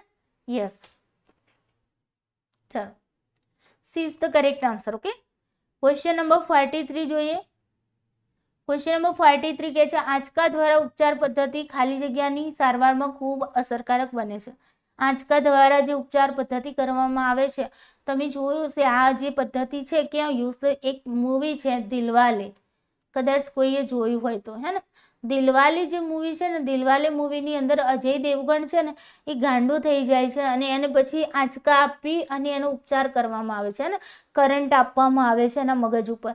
તો એ જે છે એ પદ્ધતિ કોની સારવારમાં ખૂબ અસરકારક બને છે? વ્યામો, બૃહદ મનોવિકૃતિ, ખિન્નતા કે ઉન્માદની અવસ્થામાં. તો કરેક્ટ આન્સર અહીંયા શું આવશે? ખિન્નતા, ડિપ્રેશન જેને કહેવામાં આવે છે. ડિપ્રેશનની સારવાર માટે આપણે આંચકા દ્વારા ઉપચાર પદ્ધતિ કરવામાં આવે છે. ઓકે, એના પછી જુઓ ક્વેશ્ચન નંબર 44 છે, સંસ્થાકીય વ્યક્તિનો ખ્યાલ ખાલી જગ્યાએ આપ્યો હતો. ભાઈ ઓર્ગેનાઇઝેશન જે છે, okay, concept of organisation man, એનો ખ્યાલ કોણે આપ્યો હતો? ઓર્ગેનાઇઝેશન મેનનો ખ્યાલ કોણે આપ્યો હતો? વિલિયમ જેમ્સે આપ્યો હતો, વિલિયમ વ્હાઇટે આપ્યો હતો, મેયો આપ્યો હતો કે પછી બ્રૂમે આપ્યો હતો? તો કરેક્ટ આન્સર તમારો શું આવશે? વિલિયમ વ્હાઇટે આપ્યો હતો. નેક્સ્ટ ક્વેશ્ચન જોઈએ. ક્વેશ્ચન નંબર 45 છે, પરિસ્થિતિક અવલંબન મોડલ ખાલી જગ્યાએ આપ્યું હતું. સિચ્યુએશનલ લીડરશિપ મોડલ કોણે આપ્યું હતું? ફિડલર, હર્સી અને બ્લેક અને મ્યુટોન કે લિકર્ટ? તો અહીંયા તમારો કરેક્ટ આન્સર શું આવશે? હર્સી અને બ્લેન્કાર્ટે આપ્યું હતું સિચ્યુએશનલ લીડરશિપ મોડલ. ધ્યાન રાખીશું. અમુક અમુક ક્વેશ્ચન છે એ ઇમ્પોર્ટન્ટ જેવા છે, જે રિપીટ મતલબ કે ક્વેશ્ચનમાં આવી શકે, પેપરમાં આવી શકે એવા છે. ક્વેશ્ચન નંબર 46 છે, માહિતી મેળવવામાં અથવા વ્યક્તિગત લક્ષણોનું માપન કરવામાં અથવા કારકિર્દીમાં રસ, અભિયોગ્યતા અથવા શૈક્ષણિક સ્થિતિ જેવી માહિતી મેળવવામાં ચોક્કસ સાધનોનો ઉપયોગ એ ખાલી જગ્યા છે. અસિસ્મેન્ટ કહેવાય, સક્ષમ સલાહકાર બનવામાં, કસોટી કહેવાય કે રજૂઆત કહેવાય. શું કહેશું? જ્યારે માહિતી મેળવવામાં અથવા તો તમારે વ્યક્તિગત જે ટ્રેટ રહેલા છે હે ને એનું જે માપન કરવું હોય તો પછી, અથવા તો કારકિર્દીની અંદર વ્યક્તિનું ઇન્ટરેસ્ટ કેટલો છે હે ને, અથવા એની જે એજ્યુકેશનલ જે અચીવમેન્ટ છે, તો એ જે માહિતી મેળવવા માટે ચોક્કસ સાધનનો ઉપયોગ કરીએ છીએ અને આપણે શું કહીએ છીએ? યસ, તો એને આપણે ટેસ્ટિંગ કરીએ છીએ. શું કહીએ છીએ? ટેસ્ટિંગ કહીએ છીએ. ક્વેશ્ચન નંબર 47 છે, આનુવંશિકતાના વાહક ખાલી જગ્યા છે ભાઈ. હેરિડિટીના કેરિયર કોણ છે? યુગ્મનજ છે, જનીન તત્વો છે, સ્ત્રીબીજ છે કે શુક્રાણુ? આનુવંશિકતાના વાહક તરીકે કોને ઓળખશું? યસ, તો જીનેસ જે છે એ તમારા શું છે? આનુવંશિકતાના વાહક છે. એના પછી જુઓ ક્વેશ્ચન નંબર 48 છે. ક્વેશ્ચન નંબર 48 કે છે, વૃદ્ધાવસ્થા ખાલી જગ્યાનો નિર્દેશ કરે છે. ભાઈ વૃદ્ધાવસ્થા જે છે એ શેનો નિર્દેશ કરે છે? તો સંવેદન અંગોની અભિવૃદ્ધિ, મધ્ય ઉંમરની અવસ્થાનો અસ્વીકાર, ઉંમરની સાથે બોધાત્મક અભિવૃદ્ધિ કે જૈવિક ઉંમર અને અસ્વીકાર? તો અહીંયા તમારો કરેક્ટ આન્સર શું આવશે? જૈવિક ઉંમર અને અસ્વીકાર એ તમારી વૃદ્ધાવસ્થાનો નિર્દેશ કરે છે. નેક્સ્ટ ક્વેશ્ચન જોઈએ. ક્વેશ્ચન નંબર 49 છે, નીચેનામાંથી કયો સામાજિક પ્રભાવનો ભાગ નથી? સત્તા, અનુરૂપતા, સંમતિ કે આજ્ઞાપાલન? તો કરેક્ટ આન્સર તમારો શું આવશે? સત્તા એ તમારો સામાજિક પ્રભાવનો ભાગ નથી. ઓથોરિટી જે છે તમારા સામાજિક પ્રભાવનો ભાગ નથી. એના પછી જોઈએ ક્વેશ્ચન નંબર 50 છે, નીચેનામાંથી કઈ સમાજલક્ષી મનોવિજ્ઞાનની આધુનિક પેટા શાખા નથી? તો સોશિયલ સાયકોલોજીની કઈ આધુનિક મોડર્ન સબ બ્રાન્ચ નથી? માધ્યમનું મનોવિજ્ઞાન, રાજકારણીય મનોવિજ્ઞાન, ગુનેગાર અને ન્યાયનું તંત્ર અને ગરીબી અને વિયોજન? તો અહીંયા કરેક્ટ આન્સર શું આવશે? ગરીબી અને વિયોજન જે છે તમારા સમાજલક્ષી મનોવિજ્ઞાનની આધુનિક પેટા શાખા નથી. એના પછી જુઓ ક્વેશ્ચન નંબર 51, માપન માટેનું નજીકનું પરિવર્તિત કેન્દ્ર દ્વિનેત્રીય દ્રષ્ટિમાં ખાલી જગ્યા છે. માપન માટેનું નજીકનું પરિવર્તિત કેન્દ્ર જે છે એ દ્વિનેત્રીય જે બાયનોક્યુલર જે છે, બાયનોક્યુલર વિઝન, એની અંદર કયું છે? તો સમાયોજન પ્રક્રિયાનો સિદ્ધાંત છે, મર્યાદિત પ્રક્રિયાનો સિદ્ધાંત છે, મર્યાદિત પ્રક્રિયામાં ચિકિત્સા અને મર્યાદિત પ્રક્રિયા? તો કરેક્ટ આન્સર અહીંયા તમારો શું આવશે? C is the correct answer, મર્યાદિત પ્રક્રિયામાં ચિકિત્સા. એના પછી જોઈએ ક્વેશ્ચન નંબર 52 છે. ક્વેશ્ચન નંબર 52 કહે છે, મગજના મોજાઓને રેકોર્ડ કરતા સાધનને શું કહે છે? ઇલેક્ટ્રોએન્સીફેલોગ્રામ, સ્પિગ્મોમીટર, ગેસોમીટર, ક્રોનોમીટર? ફરીથી આવ્યો છે, રિપીટેડ ક્વેશ્ચન છે. યસ, તો અહીંયા ઇલેક્ટ્રોએન્સીફેલોગ્રામ જે છે, EEG જેને કહેવામાં આવે છે, તો એ કરેક્ટ આન્સર, જે મગજના મોજાઓને શું કરે છે? રેકોર્ડ કરે છે. ક્વેશ્ચન નંબર 53 છે, આવેગને ઉત્પન્ન કરવામાં ખાલી જગ્યાની ભૂમિકા પ્રમુખ હોય છે. કોની ભૂમિકા પ્રમુખ હોય છે આવેગને ઉત્પન્ન કરવામાં? અનુકંપી મજ્જાતંત્ર, કેન્દ્રીય ચેતાતંત્ર, પરાનુકંપી મજ્જાતંત્ર કે અર્થપૂર્ણ ચેતાતંત્ર? યસ, તો કરેક્ટ આન્સર અહીંયા શું આવશે તમારું? અનુકંપી મજ્જાતંત્ર. સિમ્પેથેટિક નર્વસ સિસ્ટમ જે છે તમારા આવેગને ઉત્પન્ન કરવામાં ભૂમિકા ભજવે છે. પછી જ્યારે આવેગને શાંત કરવાનું કામ કોણ કરે છે? પરાનુકંપી મજ્જાતંત્ર, એને લેવલ ઉપર લાવવાનું કામ કરે છે. ક્વેશ્ચન નંબર 54 છે, ઉદ્દીપકમાં થતો યાદચ્છિક ફેરફાર એટલે શું? તમારા જે સ્ટિમ્યુલસની અંદર રેન્ડમલી ફ્લક્ચ્યુએશન થાય છે એને શું કહેવામાં આવે છે? ઉંમરનું નૈતિકતાનું મૂલ્ય, સમાયોજનની પદ્ધતિ, મર્યાદિત પ્રક્રિયાની પદ્ધતિ કે ઉંમર? તો અહીંયા 54ની અંદર તમારું શું આવશે? થ્રીશોલ્ડ વેલ્યુ વેરી ડ્યુ ટુ, મતલબ ઉંમરનું નૈતિકતાનું મૂલ્ય. ઓકે, નેક્સ્ટ ક્વેશ્ચન જોઈએ. ક્વેશ્ચન નંબર 55 છે, શિક્ષણ સંક્રમણમાં નીચેનામાંથી કઈ પદ્ધતિ શ્રેષ્ઠ છે? ક્રમિક શિક્ષણ, યુગ્મ તુલના, મુક્ત પુનરાવહન કે ઉત્પાદકતાનું શિક્ષણ? શિક્ષણ સંક્રમણ જ્યારે થાય છે, સ્ટડી ટ્રાન્સફર જ્યારે થાય છે, તો એની અંદર આપણે કઈ પદ્ધતિનો યુઝ કરી શકીએ? સૌથી વધારે શ્રેષ્ઠ પદ્ધતિ માની શકાય? યસ, તો કરેક્ટ આન્સર તમારો અહીંયા શું આવશે? પેર એસોસિએટેડ જે છે એ તમારો કરેક્ટ આન્સર. ક્વેશ્ચન નંબર 56 કહે છે નીચેનામાંથી કયું લગભગ મગજની મધ્યમાં આવેલું છે? થેલેમસ, હાઇપોથેલેમસ, પિટ્યુટરી કે મેડ્યુલા? તો કરેક્ટ આન્સર તમારો અહીંયા શું આવશે? થેલેમસ જે છે તમારા મગજની મધ્યમાં આવેલું છે. એના પછી ક્વેશ્ચન નંબર 57 છે કયો ભાગ એ બુદ્ધિનો ભાગ નથી? અગ્રભાગ, શંખ ભાગ, પૃષ્ઠ ભાગ કે પછી અંદરનો ભાગ? તો કયો ભાગ બુદ્ધિનો ભાગ નથી? યસ, તો અગ્રભાગ જે છે તમારા બુદ્ધિનો ભાગ નથી.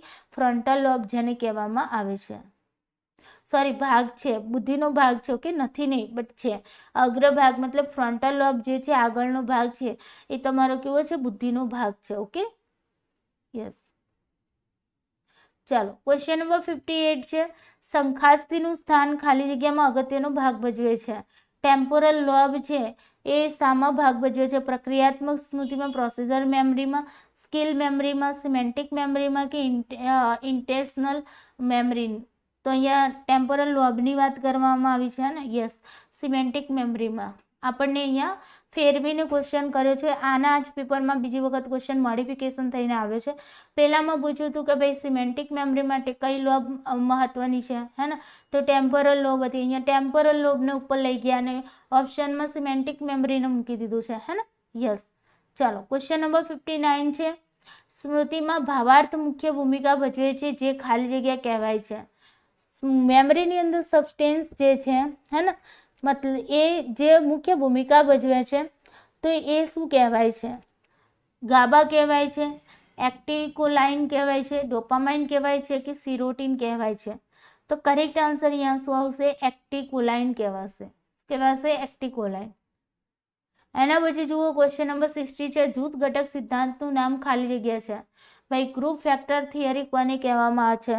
ગ્રુપ ઇન્ટેલિજન્સને કહેવામાં આવે છે, ક્યુબ મોડેલને, structure of intellect, primary mental activities? કોને કહેશો ભાઈ? યસ, ગ્રુપ ફેક્ટર થિયરીની વાત છે. યસ, તો correct answer primary mental activities. હવે આ જ ક્વેશ્ચન તમારો પૂછાયેલો હતો, આગળ પણ રિપીટેડ ક્વેશ્ચન છે. એની અંદર કહ્યું હતું કે ભાઈ પ્રાઇમરી મેન્ટલ એક્ટિવિટીઝ છે એને આપણે બીજા કયા નામથી ઓળખીએ છીએ? તો ગ્રુપ ફેક્ટર થિયરી, અને એની અંદર થર્સ્ટનનું નામ આપેલું હતું, હે ને? યસ. અને એમાં પણ કન્ફ્યુઝન હતું બધાને, બટ એ સોલ્વ કરી દીધું હતું આપણે, હે ને? ક્વેશ્ચન નંબર 61 નીચેનામાંથી કયું પાસ મોડલનું ઘટક નથી? Planning, simultaneous, scanning, attention, successive processing?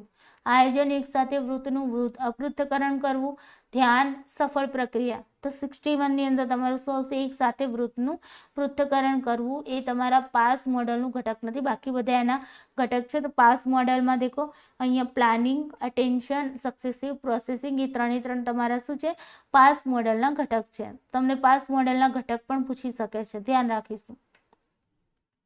Question number 62 છે નીચેની તુલાઓમાંથી કઈ એક તુલા બરાબર સત્ય શૂન્ય કિંમત આપે છે? એવી કઈ સ્કેલ છે જે તમને એક્ઝેક્ટ 0 તમને આપે છે? તો ratio scale, interval scale, ordinal scale અને નોમિનલ સ્કેલ. એક્ઝેક્ટ 0ની મતલબ શું થાય છે? વાસ્તવિક 0 તમને આપે છે. સમજાય છે ને? તો અહીંયાથી તમને વાસ્તવિક શૂન્યની આપણે વાત કરી હતી, અને હમણાં પણ આપણે 3 દિવસ પહેલાં જે રિસર્ચના વિડીયો કર્યા હતા, MCQs કર્યા હતા, એમાં પણ સમજાવ્યું હતું, અને આ પહેલાં સમજાવેલું પણ છે આપણે, હે ને? તો વાસ્તવિક શૂન્ય જે છે એ તમને ક્યાં જોવા મળશે? યસ, ઓફકોર્સલી રેશિયો સ્કેલની અંદર આપણને જોવા મળશે, હે ને? તો કરેક્ટ આન્સર તમારો શું આવશે? A is the correct answer. Question number 63 કહે છે સ્ટેનફોર્ડ બીની કસોટીમાં વધુમાં વધુ ખાલી જગ્યા માનસિક વય આવે છે. સ્ટેનફોર્ડ બીની કસોટી કેટલા વર્ષની માનસિક વય આવે છે? તો અહીંયા 22 વર્ષ 8 માસ, 22 વર્ષ 10 માસ, 21 વર્ષ 6 માસ અને 21 વર્ષ 8 માસ? તો અહીંયા કયો આન્સર તમારો કરેક્ટ થશે? યસ, તો 22 વર્ષને 10 માસ. ઓકે, સ્ટેનફોર્ડ બીની કસોટીની વાત છે.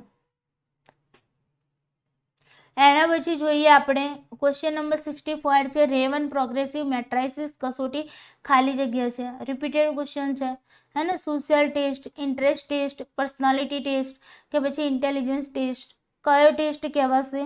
યસ, તો ઇન્ટેલિજન્ટ ટેસ્ટ કહેવાશે રેવન પ્રોગ્રેસિવ મેટ્રાઇસિસ. તો D is the correct answer. એના પછી જુઓ ક્વેશ્ચન નંબર 65, ખાલી જગ્યામાં સમગ્રતાનું મૂલ્યાંકન સમાવિષ્ટ છે. સમગ્રતાનું હોલિસ્ટિક એસેસમેન્ટ શેમાં સમાવિષ્ટ છે? The Rorschach test, TAT, interview and projective test. શેમાં હોલિસ્ટિક અસેસમેન્ટ જોવા મળે છે? તો કરેક્ટ આન્સર અહીંયા તમારું શું આવશે? Yes, interview and projective test is the correct answer.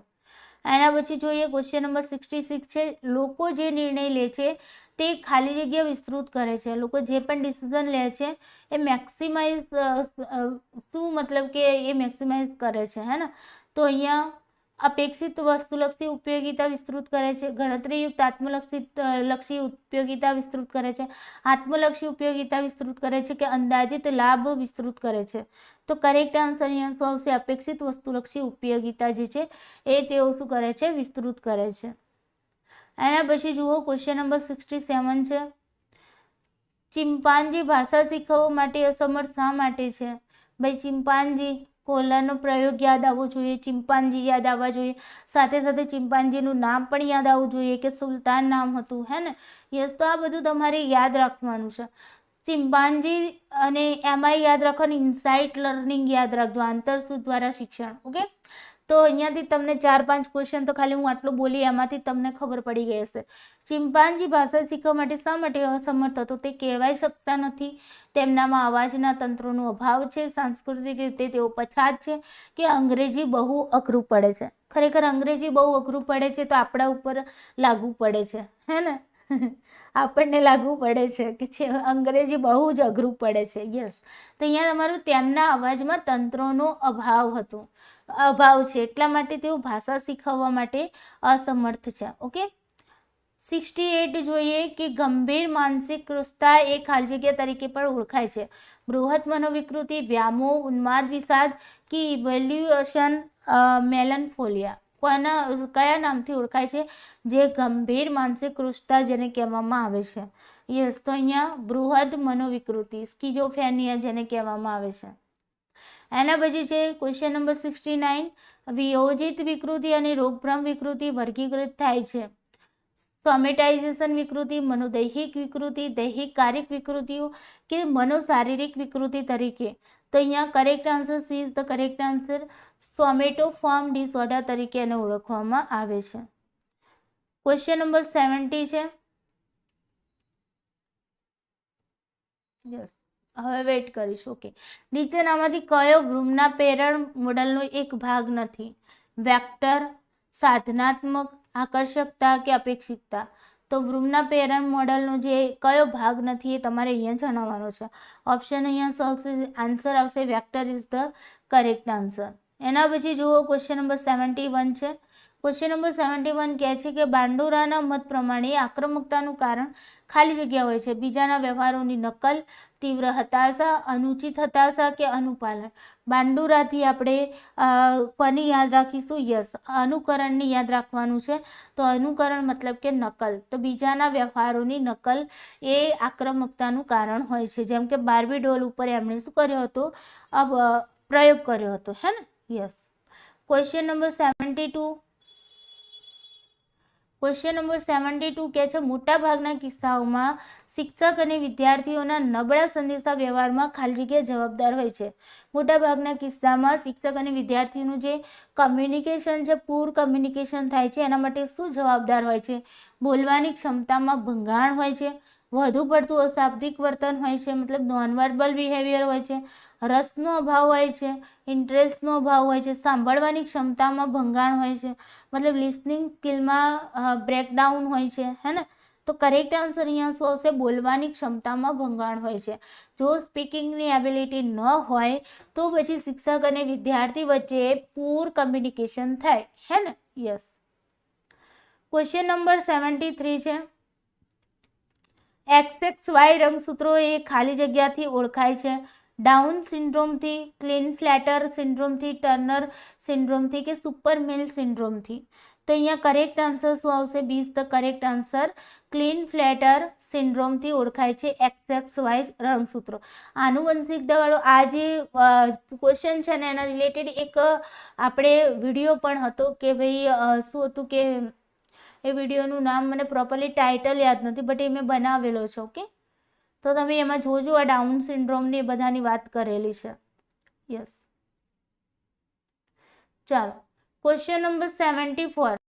કોહેલબર્ગના સિદ્ધાંત પ્રમાણે વાસ્તવિક વ્યક્તિગત સ્વરૂપ બાળકોમાં ખાલી જગ્યા અવસ્થામાં આવે છે. કોહેલબર્ગનો જે સિદ્ધાંત છે એમના પ્રમાણે વાસ્તવિક જે વ્યક્તિગત સ્વરૂપ છે એ બાળકોની અંદર કઈ અવસ્થામાં આવે છે? પહેલા સ્ટેજમાં આવે, સેકન્ડ સ્ટેજમાં આવે, થર્ડ સ્ટેજમાં આવે કે ફોર્થ સ્ટેજમાં આવે છે? યસ. તો અહીંયા કરેક્ટ આન્સર શું આવશે? સેકન્ડ સ્ટેજની અંદર થતી હોય છે. આજનો લાસ્ટ ક્વેશ્ચન છે ક્વેશ્ચન નંબર 75. ઓકે. જ્યારે તમે તમારા કાર્યના સ્થળે ડ્રાઇવિંગ કરીને જાઓ છો, તમે તમારા રોજિંદા રોડ ઉપર જાઓ છો, તમે ગીતો સાંભળી શકો છો, તમે તમારી સાથે બેઠેલા સહકાર્યકર સાથે વાતો કરી શકો છો, ત્યારે તમારે ટ્રાફિક પર વધુ ધ્યાન આપવું પડતું નથી, કારણ કે તે ખાલી જગ્યા છે. માહિતીનું વધુ ભારણ, સ્વયં સંચાલિત પ્રયાણ, અન્વેષણ કે પ્રાથમિક? તો કરેક્ટ આન્સર શું આવશે? સ્વયં સંચાલિત પ્રયાણ, મતલબ ઓટોમેટિકલી પ્રોસેસિંગ થતું હોય. આપણે જોયું હશે કે ગાડીની અંદર ડ્રાઇવિંગ કરતા હોઈએ તો આપણે રોજ એના રસ્તે જતા હોય તો આપણને ખબર હોય કે ક્યાં ટ્રાફિક થશે, ક્યાં શું હશે, ક્યાં બમ્પ આવશે, હે ને, બધું જ આપણને ખબર હોય, ક્યાં ખાડો આવશે, બધી વસ્તુની આપણને ક્યાંથી વળવાનું છે. રોજિંદા તમે એ રોડ ઉપર જાઓ છો તો તમને બધું જ ખબર છે, હે ને, તો પછી ત્યાં તમારે ધ્યાન આપવાની જરૂર પડતી નથી. ઓકે. તો તમે એ સમયે તમે એક સાથે ઘણા બધા કાર્યો કરતા હો છો. તે કેવું થઈ ગયું? સ્વયં સંચાલિત પ્રયાણ થઈ ગયું. ઓકે. તો અહીંયા correct answer B is the correct answer. I hope તમને આજનો ક્લાસ સારો લાગ્યો હશે. ક્લાસ સારો લાગ્યો તો વિડીયોને લાઇક કરી દેજો, તમારા મિત્રો સુધી શેર કરવાનું ભૂલતા નહીં. અને જો તમે હજુ સુધી ચેનલને સબસ્ક્રાઇબ ન કરી હોય તો પ્લીઝ સબસ્ક્રાઇબ કરી લેજો, જેથી કરીને દરેક વિડીયોની નોટિફિકેશન તમને મળતી રહે. ઓકે.